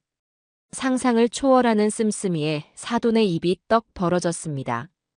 민지가 당황하며 소리쳤어요. 엄마, 아빠, 그거 아니야. 저 여자가 날 모함하려고. 하지만 저는 민지의 말을 가볍게 무시하고 다음 증거를 꺼내 들었습니다. 제 휴대폰과 TV를 연결해 민지의 비공개 SNS 화면을 커다랗게 띄운 것이었죠. 화면 가득 시벌레와 ATM기 없는 세상에서 살고 싶다는 프로필 문구가 나타나자 사돈의 얼굴은 이제 불그락푸르락 달아오르기 시작했습니다. 저는 마이크를 잡은 아나운서처럼 차분하고 또렷한 목소리로 민지가 쓴 글들을 하나씩 읽어내려갔습니다. 오늘 시벌레 다녀감. 진짜 토 나올 것 같아. 여기서 시벌레는 저를 지칭하는 말이겠지요. 이번 달 남편 카드값 신기록 경신. 능력 있는 남편 ATM기. 여기서 ATM기는 제 아들 동식이를 말하는 것이고요. 사돈, 따님 교육을 어떻게 시키셨기에 지아비를 돈 나오는 기계 취급을 합니까? 민지야, 너 이게 다 무슨 소리냐? 사돈 아버지가 버럭 소리를 질렀습니다. 민지의 얼굴은 이제 새하얗게 질려 있었어요. 아니야. 저건 내가 쓴 게 아니야. 누가 내 계정을 도용한 거야. 민지는 끝까지 발뺌을 하려 했습니다. 저는 그런 며느리를 향해 마지막 증거물을 꺼내 보였습니다. 바로 위조된 대출 신청서였죠. 그래, 이것도 누가 너를 모함하려고 가방에 넣어둔 것이겠지. 저는 서류를 테이블 위로 미끄러뜨렸습니다. 1억 원이라는 대출 금액과 어설프게 위조된 동식이의 서명을 본 사돈 부부는 그 자리에서 할 말을 잃고 말았습니다. 모든 것이 너무나도 명백했기 때문이죠. 모든 증거가 공개되고 식탁 위에는 무거운 침묵만이 흘렀습니다. 민지는 이제 울음을 터뜨리며 다 거짓말이야. 저 여자가 날 내쫓으려고 꾸민 짓이야. 라고 발악하기 시작했어요. 그때까지 돌처럼 침묵을 지키고 있던 제 아들 동식이가 처음으로 입을 열었습니다. 아들은 분노도 슬픔도 없는 아주 차갑고 텅 빈 목소리로 민지에게 물었습니다. 민지야. 아들의 목소리에 모두의 시선이 그에게로 향했습니다. 다른 건 다 변명이라고 쳐도 좋아. 그냥 딱 한 가지만 대답해. 내가 정말 너의 ATM기였니? 그 질문은 그 어떤 증거보다도 강력한 비수였습니다. 민지는 아들의 텅 빈 눈을 마주하고는 더 이상 아무런 말도 하지 못했습니다. 그 침묵이 바로 모든 것을 인정하는 대답이었죠. 으이그, 이 웬수 같은 년. 사돈 아버지가 자리에서 벌떡 일어나 민지의 등짝을 후려쳤습니다. 집안은 순식간에 아수라장이 되었습니다. 사돈 부부는 저와 동식이에게 죄송합니다. 저희가 자식 교육을 잘못 시켰습니다라며 연신 머리를 조아렸고 민지는 대성통곡을 하며 바닥에 주저앉았습니다. 그렇게 길고 길었던 최후의 만찬은 한 가정이 파멸하는 비극적인 결말로 막을 내렸습니다. 사돈 부부는 차마 얼굴을 들지 못한 채 통곡하는 민지의 팔을 양쪽에서 붙들고 집을 나섰습니다. 마치 죄인을 연행해 가는 것 같은 모습이었죠. 쾅 하고 현관문이 닫히고 집안에는 지독한 정적만이 남았습니다.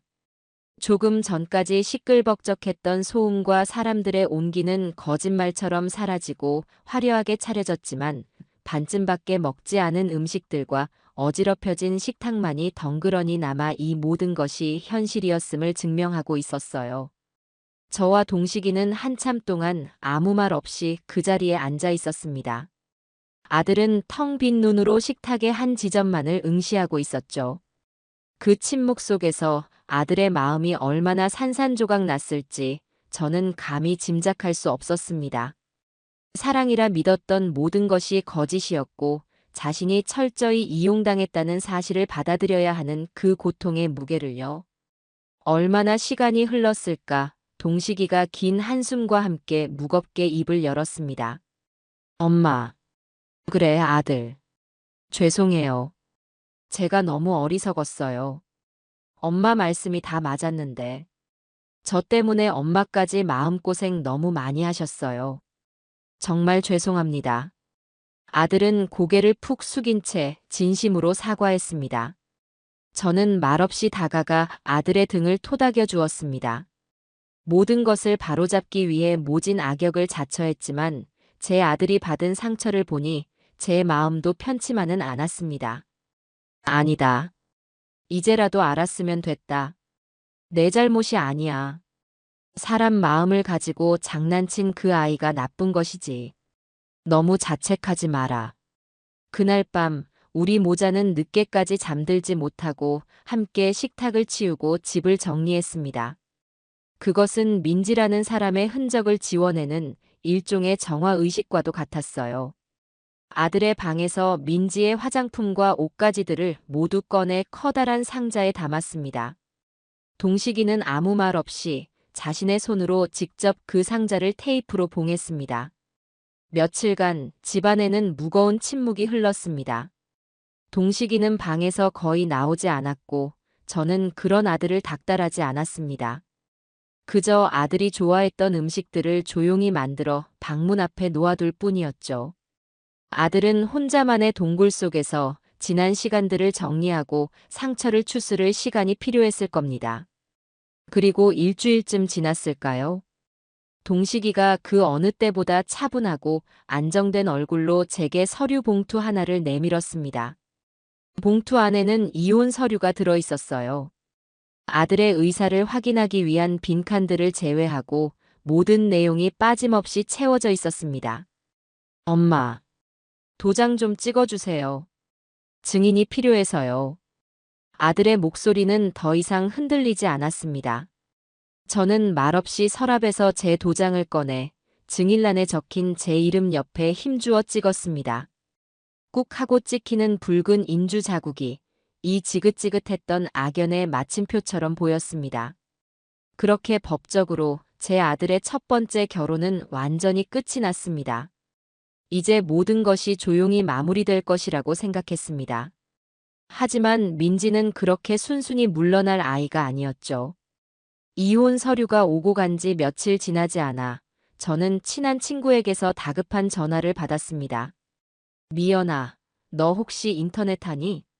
지금 난리가 났어. 빨리 줌마월드라는 카페에 들어가 봐. 줌마월드는 대한민국 주부들이라면 대부분 아는 가장 큰 온라인 커뮤니티였습니다. 저는 불안한 마음으로 아들의 컴퓨터를 켜고 그 카페에 접속했어요. 그리고 인기 게시판에 올라와 있는 한 게시물을 보고는 피가 거꾸로 솟는 기분이었습니다.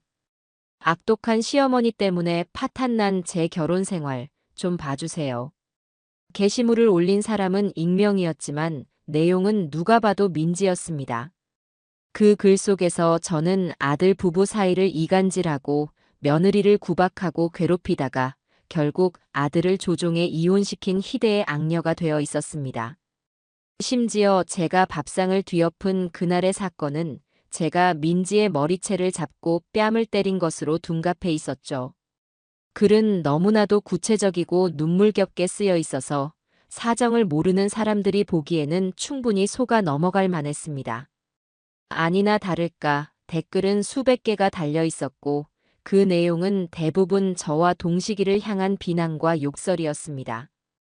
요즘 세상에 저런 시어머니가 있다니 소설 아니에요? 너무 끔찍하다. 남편이라는 작자도 똑같네. 마마보이한테 시집간 글쓴이만 불쌍하다. 힘내세요.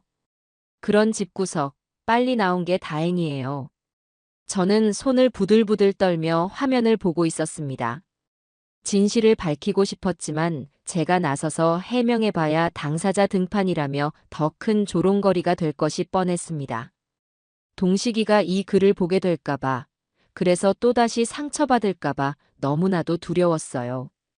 그런데 바로 그때 기적 같은 일이 일어났습니다. 제가 어찌할 바를 모르고 발만 동동 구르고 있을 때 민지가 쓴 글 바로 아래에 새로운 게시물이 하나 올라왔습니다. 반박 악독한 시어머니 글. 제가 아는 진실을 폭로합니다. 글쓴이는 자신을 서민지의 전 직장 동료이자 친구라고 밝혔습니다. 그리고는 민지가 평소에 어떤 사람이었는지, 남편과 시어머니에 대해 어떤 말을 하고 다녔는지를 아주 상세하게 폭로하기 시작했습니다. 그녀는 입버릇처럼 남편을 나의 현금 지급기라고 불렀고 시어머니가 정성껏 싸주신 반찬을 먹지도 않고 버리면서 시벌레 정성 따위 역겹다고 말하던 사람입니다. 본인이 파놓은 함정에 본인이 빠진 것을 왜 남 탓으로 돌리는지 모르겠습니다.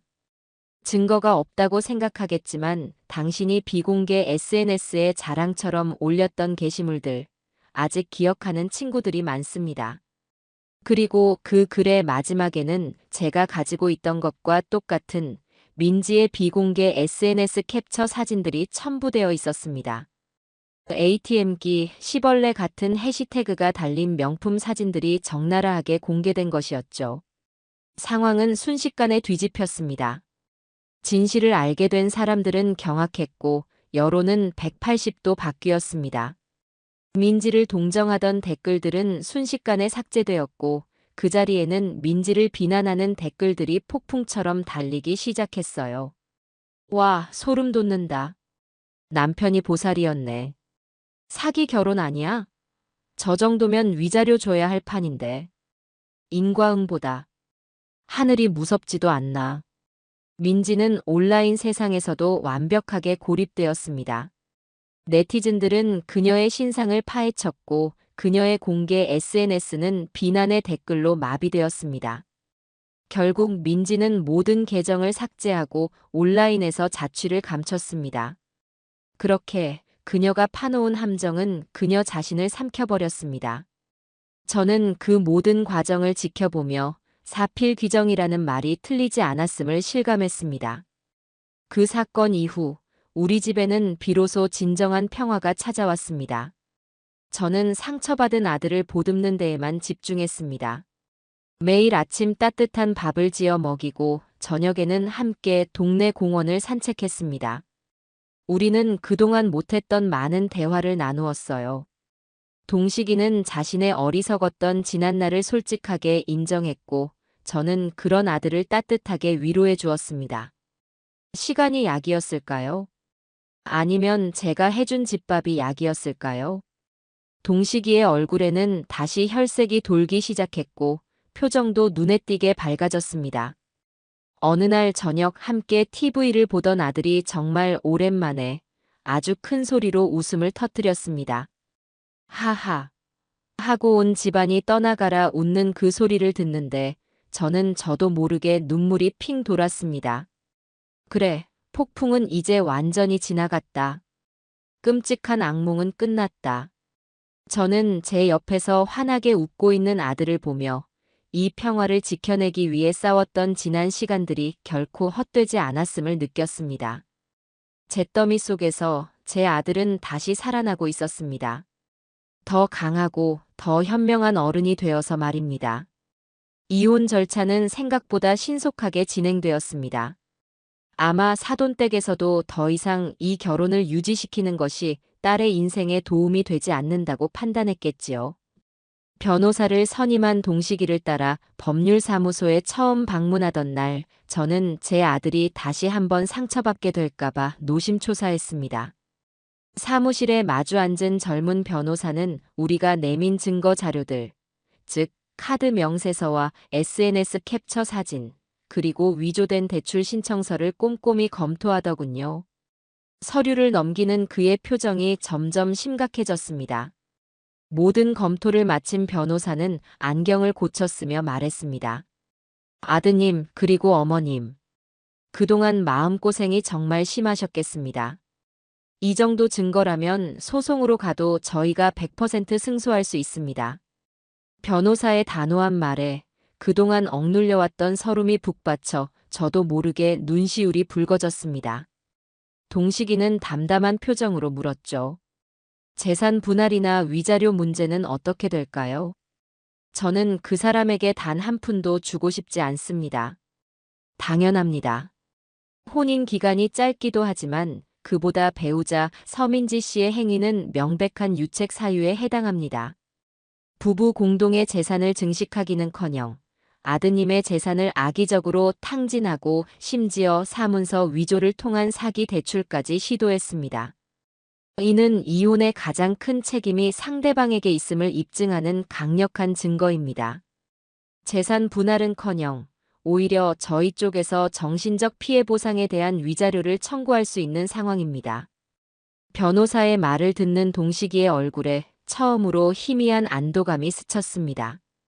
그동안 일방적으로 당하고만 살아왔던 아들이 처음으로 법의 테두리 안에서 보호받고 있다는 사실을 확인하는 순간이었을 겁니다. 아니나 다를까 며칠 뒤 민지 측 변호사에게서 연락이 왔습니다. 적반하장도 유분수지, 그쪽에서는 결혼 기간 동안의 정신적 고통을 호소하며 재산의 절반을 요구했다고 합니다. 우리 측 변호사가 준비한 증거 목록을 보내주자 그 후로는 어떤 요구도 해오지 않았다고 하더군요. 결국 민지는 자신이 사들였던 명품 몇 개 외에는 아무것도 챙기지 못한 채 이 결혼에서 완벽하게 퇴장했습니다. 이혼 서류에 마지막 도장이 찍히고 법원에서 최종적으로 이혼이 확정되었다는 통지서가 집으로 날아온 날이었습니다. 동식이는 우편물을 들고 한참을 거실에 서 있더군요. 저는 아들의 표정을 살폈습니다. 슬픔도 분노도 아닌 아주 복잡하고 미묘한 표정이었습니다. 잠시 후 아들은 그 통지서를 들고 베란다로 나갔습니다. 그리고는 잿더리에 그 종이를 놓고 라이터로 불을 붙였습니다. 종이는 순식간에 검은재로 변하며 부서져 내렸습니다. 그 모습을 지켜보며 저는 아들이 과거의 상처와 함께 자신의 어리석었던 시간들을 완벽하게 태워버리고 있음을 직감했습니다. 길고 길었던 악연이 한 줌의 재가 되어 바람에 흩어지는 순간이었습니다.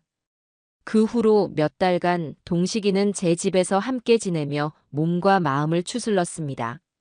저는 예전처럼 아들을 어린아이 대하듯 하지 않았습니다. 대신 함께 장을 보고 함께 음식을 만들며 자연스럽게 살림하는 법을 알려주었죠. 아들은 생각보다 빨리 적응했습니다. 서툴지만 직접 쌀을 씻어 밥을 안 치고 된장찌개를 끓이기 시작했어요. 자신이 먹을 음식을 스스로 책임지는 그 모습이 저는 얼마나 대견하고 자랑스러웠는지 모릅니다. 그러던 어느 날 저녁이었습니다. 저와 함께 저녁 설거지를 마치고 식탁에 마주 앉아 차를 마시는데 동식이가 먼저 입을 열었습니다. 엄마, 그동안 정말 감사했습니다. 엄마 아니었으면 저는 아직도 그 지옥 속에서 살고 있었을 거예요. 다 지난 일이다. 이제 너만 정신 차리고 잘 살면 돼. 그래서 말씀인데요. 저 이제 독립해야 할 것 같아요. 언제까지고 엄마한테 기대서 살 수는 없잖아요. 저도 이제 제 힘으로 다시 일어서고 싶어요. 아들의 말에 저는 섭섭함보다 기쁜 마음이 훨씬 컸습니다. 제 아들이 드디어 의존적인 소년에서 자신의 삶을 책임지려는 어른으로 성장한 것이 느껴졌기 때문이죠. 그래, 잘 생각했다. 그게 너의 인생이지 내 인생이 아니잖니. 엄마도 이제는 내 인생을 좀 살아야겠다. 우리는 함께 웃었습니다. 다음 주말, 저와 아들은 함께 아들의 새 보금자리를 찾아 나섰습니다. 예전처럼 크고 화려한 아파트가 아니라 아들의 회사에서 가깝고 혼자 살기에 딱 좋은 작지만 깨끗한 오피스텔을 골랐습니다. 계약을 마치고 나오는 길에 저는 아들의 손을 잡고 가전제품 매장으로 향했습니다. 그리고는 제 돈으로 아들에게 최신형 밥솥과 튼튼한 냄비 세트, 그리고 기본적인 식기들을 사주었어요. 동식아, 이건 엄마가 주는 너의 새 출발 선물이다. 이제부터는 이 밥솥으로 너 밥은 너가 잘 챙겨 먹어야 한다. 알았지? 네, 엄마. 정말 고맙습니다. 아들이 이사하는 날, 저는 이삿짐센터 직원들에게 이래라 저래라 지시하는 대신 묵묵히 아들이 하는 것을 지켜보았습니다. 동식이는 예전의 우유부단한 모습은 온데간데 없이 능숙하게 이사를 지휘하고 가구 배치를 결정했습니다. 짐 정리가 끝난 뒤 저는 아들의 새 주방에서 제가 사준 냄비로 첫 요리를 가르쳐 주었습니다. 김치찌개를 맛있게 끓이는 법, 멸치 육수를 내는 법, 간단한 밑반찬을 만드는 법. 아들은 제 설명을 하나하나 휴대폰에 메모하며 진지하게 배웠습니다. 그 모습을 보니 이제는 정말 마음을 놓아도 되겠다는 확신이 들었습니다. 아들의 삶은 놀랍도록 빠르게 제자리를 찾아갔습니다. 규칙적인 식사와 충분한 수면, 그리고 마음의 안정을 되찾자 아들의 얼굴에서는 윤기가 흘렀고 회사에서의 업무 성과도 눈에 띄게 좋아지기 시작했습니다. 어느 날 저녁 아들에게서 흥분된 목소리로 전화가 왔어요. 엄마, 저 이번에 회사에서 중요한 프로젝트 팀장으로 발령났어요. 다들 제가 요즘 사람이 달라졌다고 얼굴이 좋아졌다고 칭찬해요. 어머 세상에. 정말 잘됐다 내 아들. 다 엄마 덕분이에요. 엄마가 해준 따뜻한 밥 먹고 스트레스 없이 지내니까 머리가 맑아져서 일도 더 잘 되는 것 같아요. 정말 고맙습니다, 엄마.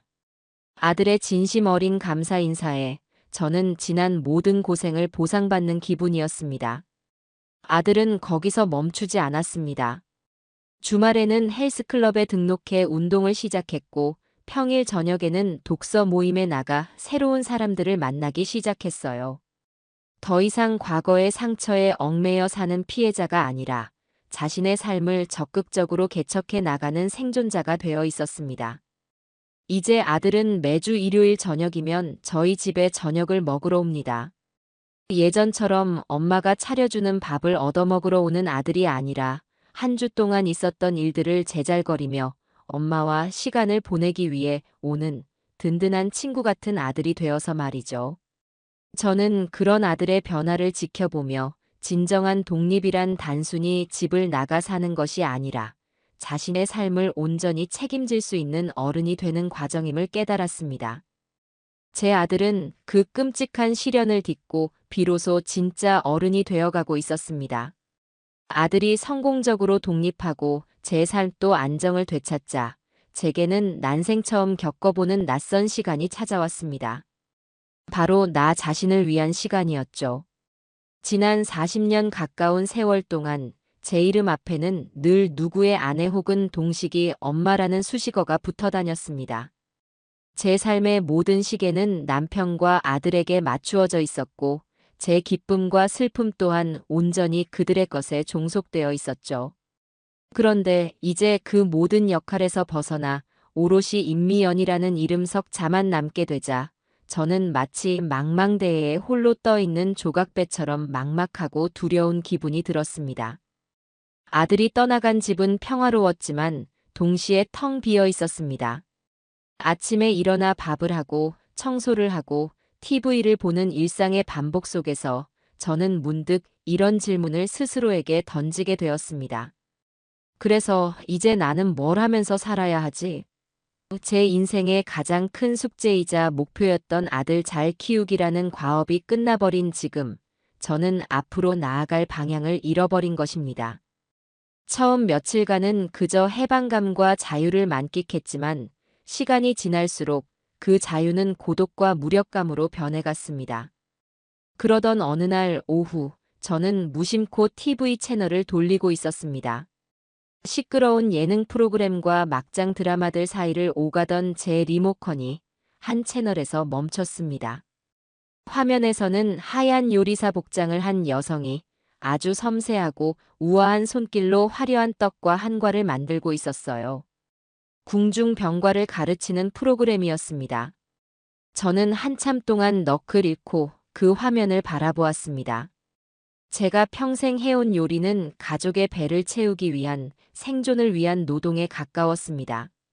하지만 TV 속의 저 요리는 노동이 아닌 예술처럼 보였습니다. 정해진 규칙과 섬세한 기술, 그리고 아름다움을 추구하는 과정. 그 모습에 저는 강렬한 끌림을 느꼈습니다. 나도 저런 걸 배워보고 싶다. 제 마음속에서 아주 작은 불씨 하나가 피어나는 것 같았어요. 저는 평생 남을 위해 요리를 해왔습니다. 남편이 좋아하는 찌개, 아들이 좋아하는 반찬.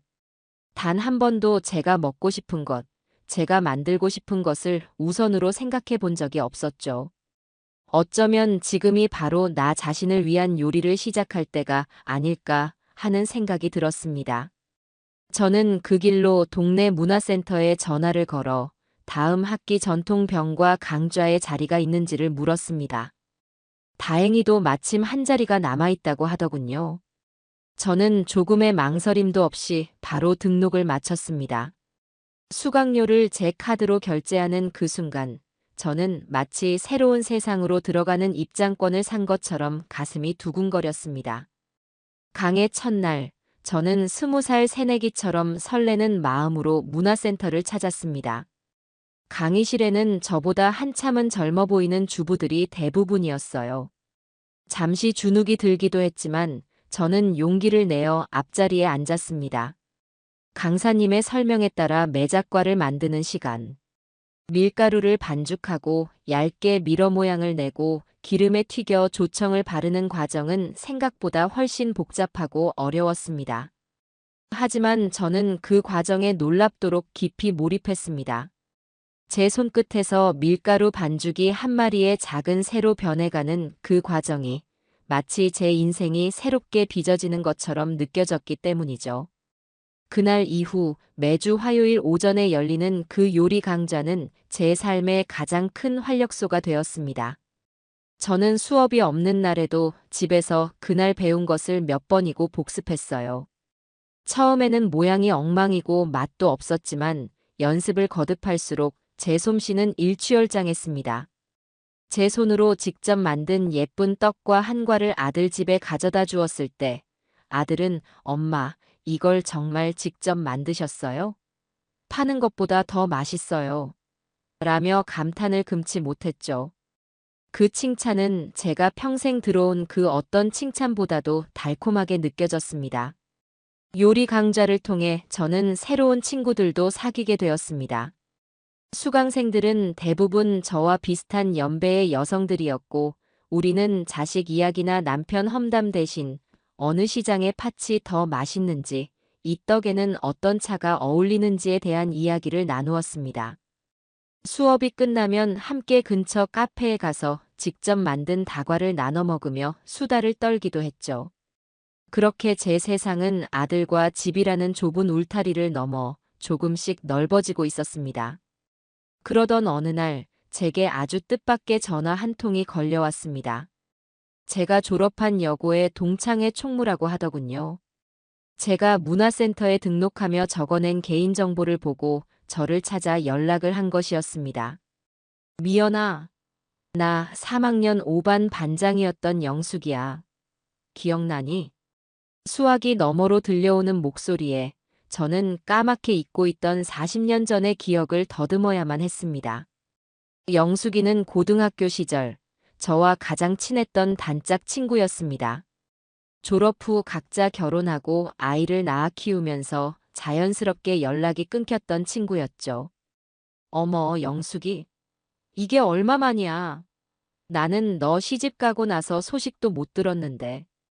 우리는 마치 어제 만난 사람들처럼 한참 동안이나 회포를 풀었습니다. 영숙이는 저희 동네 근처에서 살고 있었고 남편과 함께 주말마다 등산을 다니는 것이 취미라고 했습니다. "미연아, 너도 이제 아들 다 키웠다며. 주말에 할 일 없으면 우리랑 같이 산에 가지 않을래? 너 옛날에 체력 하나는 끝내줬잖아."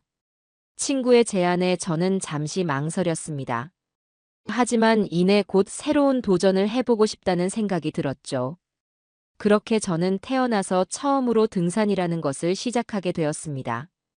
처음에는 가파른 오르막길에 숨이 턱까지 차오르고 온몸의 근육이 비명을 지르는 것 같았어요.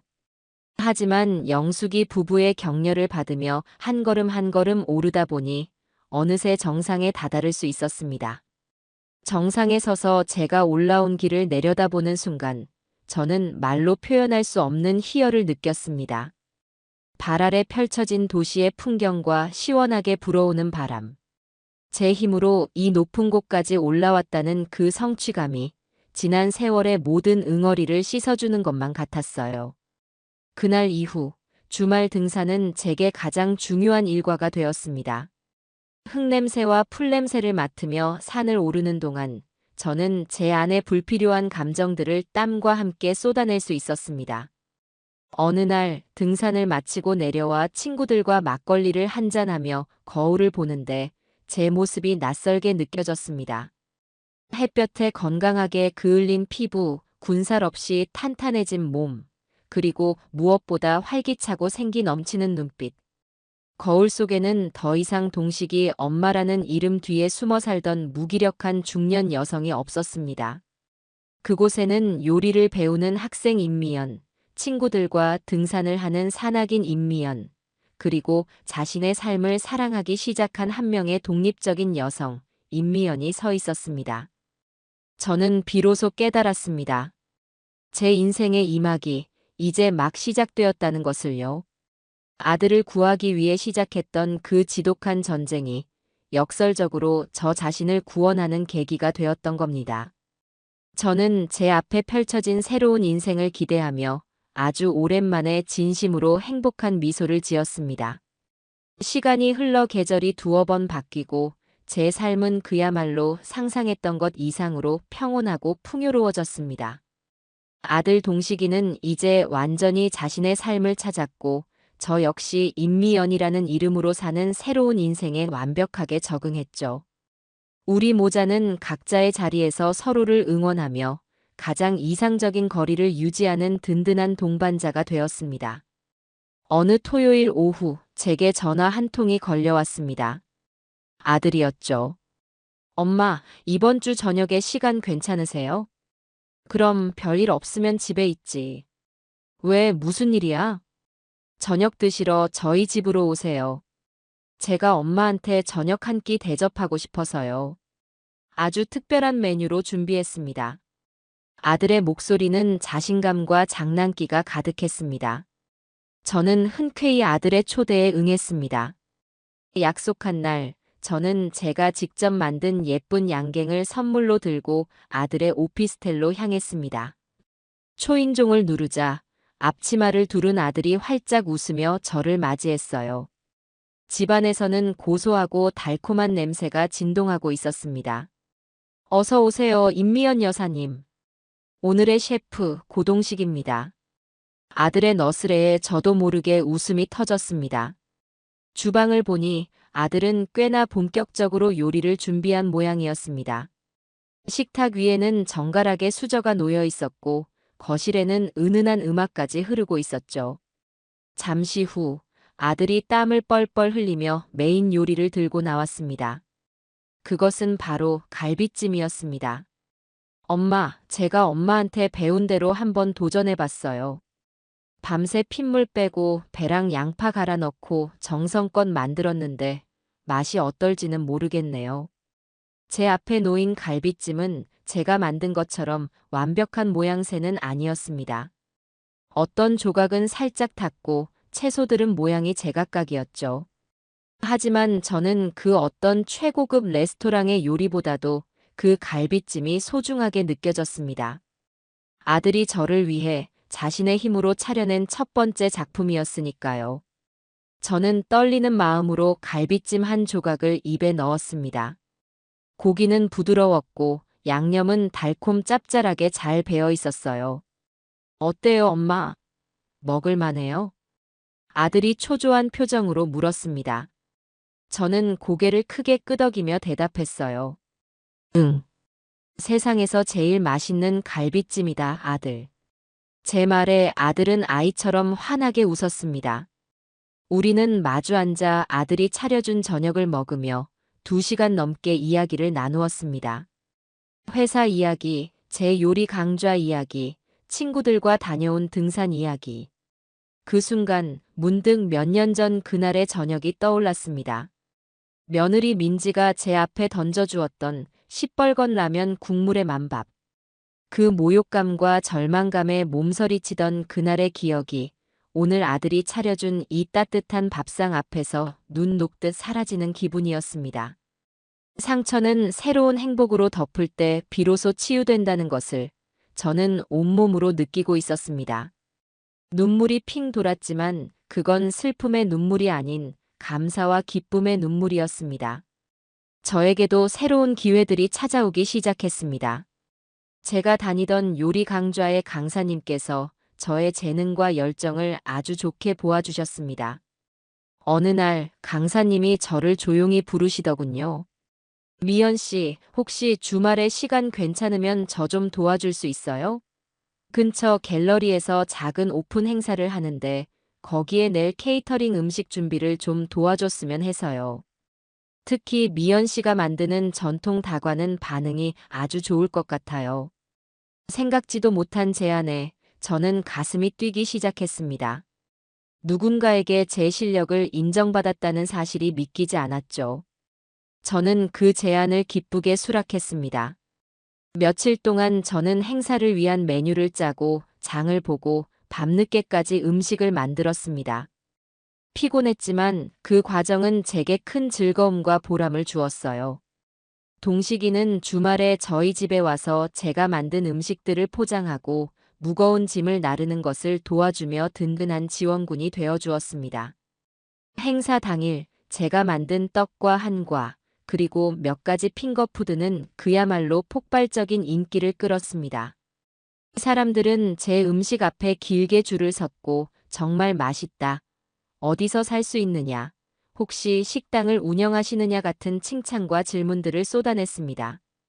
저는 사람들에게 제 요리를 설명하고 레시피에 대한 이야기를 나누며 제 인생에서 가장 빛나는 하루를 보냈습니다. 행사가 끝나고 갤러리 관장님은 제게 두둑한 수고비 봉투를 건네며 다음 행사도 꼭 부탁한다고 말했습니다. 제 손으로 직접 번 돈. 그 돈의 무게가 제게는 아주 특별하게 다가왔습니다. 이제 이 이야기의 마지막 페이지입니다. 저는 지금 햇살이 잘 드는 제 집 거실 소파에 앉아 있습니다. 창밖은 평화롭고 집안에는 제가 좋아하는 은은한 커피 향이 가득합니다. 제 앞 테이블에는 제가 직접 구운 마들렌 한 조각과 따뜻한 커피 한 잔, 그리고 그동안 틈틈이 정리해 온 저만의 요리 노트가 놓여 있습니다. 평생 가족을 위해 만들었던 음식들과 새로 배운 화려한 요리들의 레시피가 빼곡히 적힌 제 인생의 역사가 담긴 책이죠. 띠링. 휴대폰 메시지 알림이 울립니다. 아들에게서 온 사진 한 장. 푸른 하늘을 배경으로 정상에 올라 두 팔을 활짝 벌리고 있는 아들의 모습입니다. 사진 밑에는 짧은 글이 적혀 있습니다. 엄마, 저 오늘 관악산 정상 찍었어요. 엄마 덕분에 제 인생도 정상입니다. 사랑해요. 저는 그 메시지를 보며 소리내어 웃었습니다. 그리고 문득 깨달았습니다. 진정한 사이다의 맛은 누군가를 파멸시키고 복수하는 그 순간의 짜릿함에 있는 것이 아니라는 것을요. 그것은 상처를 딛고 일어선 내 아들이 자신의 삶을 건강하게 살아가는 모습, 그리고 나 자신 또한 누구의 아내나 엄마가 아닌 임미연이라는 이름의 주인공으로 당당하게 살아가는 이 평온한 행복 속에 있었습니다. 지난 시간은 분명 제게 큰 폭풍이었습니다. 하지만 그 폭풍은 제 삶의 모든 묵은 먼지를 깨끗하게 씻어내고 더 단단하고 새로운 땅을 드러내 주었습니다. 저는 이제 두렵지 않습니다. 제게는 사랑하는 아들이 있고 좋은 친구들이 있으며 무엇보다 제 자신에 대한 믿음과 사랑이 있으니까요. 언젠가 작은 한식 디저트 카페를 여는 것이 저의 새로운 꿈이 되었습니다. 그 꿈을 향해 나아갈 제 인생의 후반전이 저는 무척이나 기대됩니다.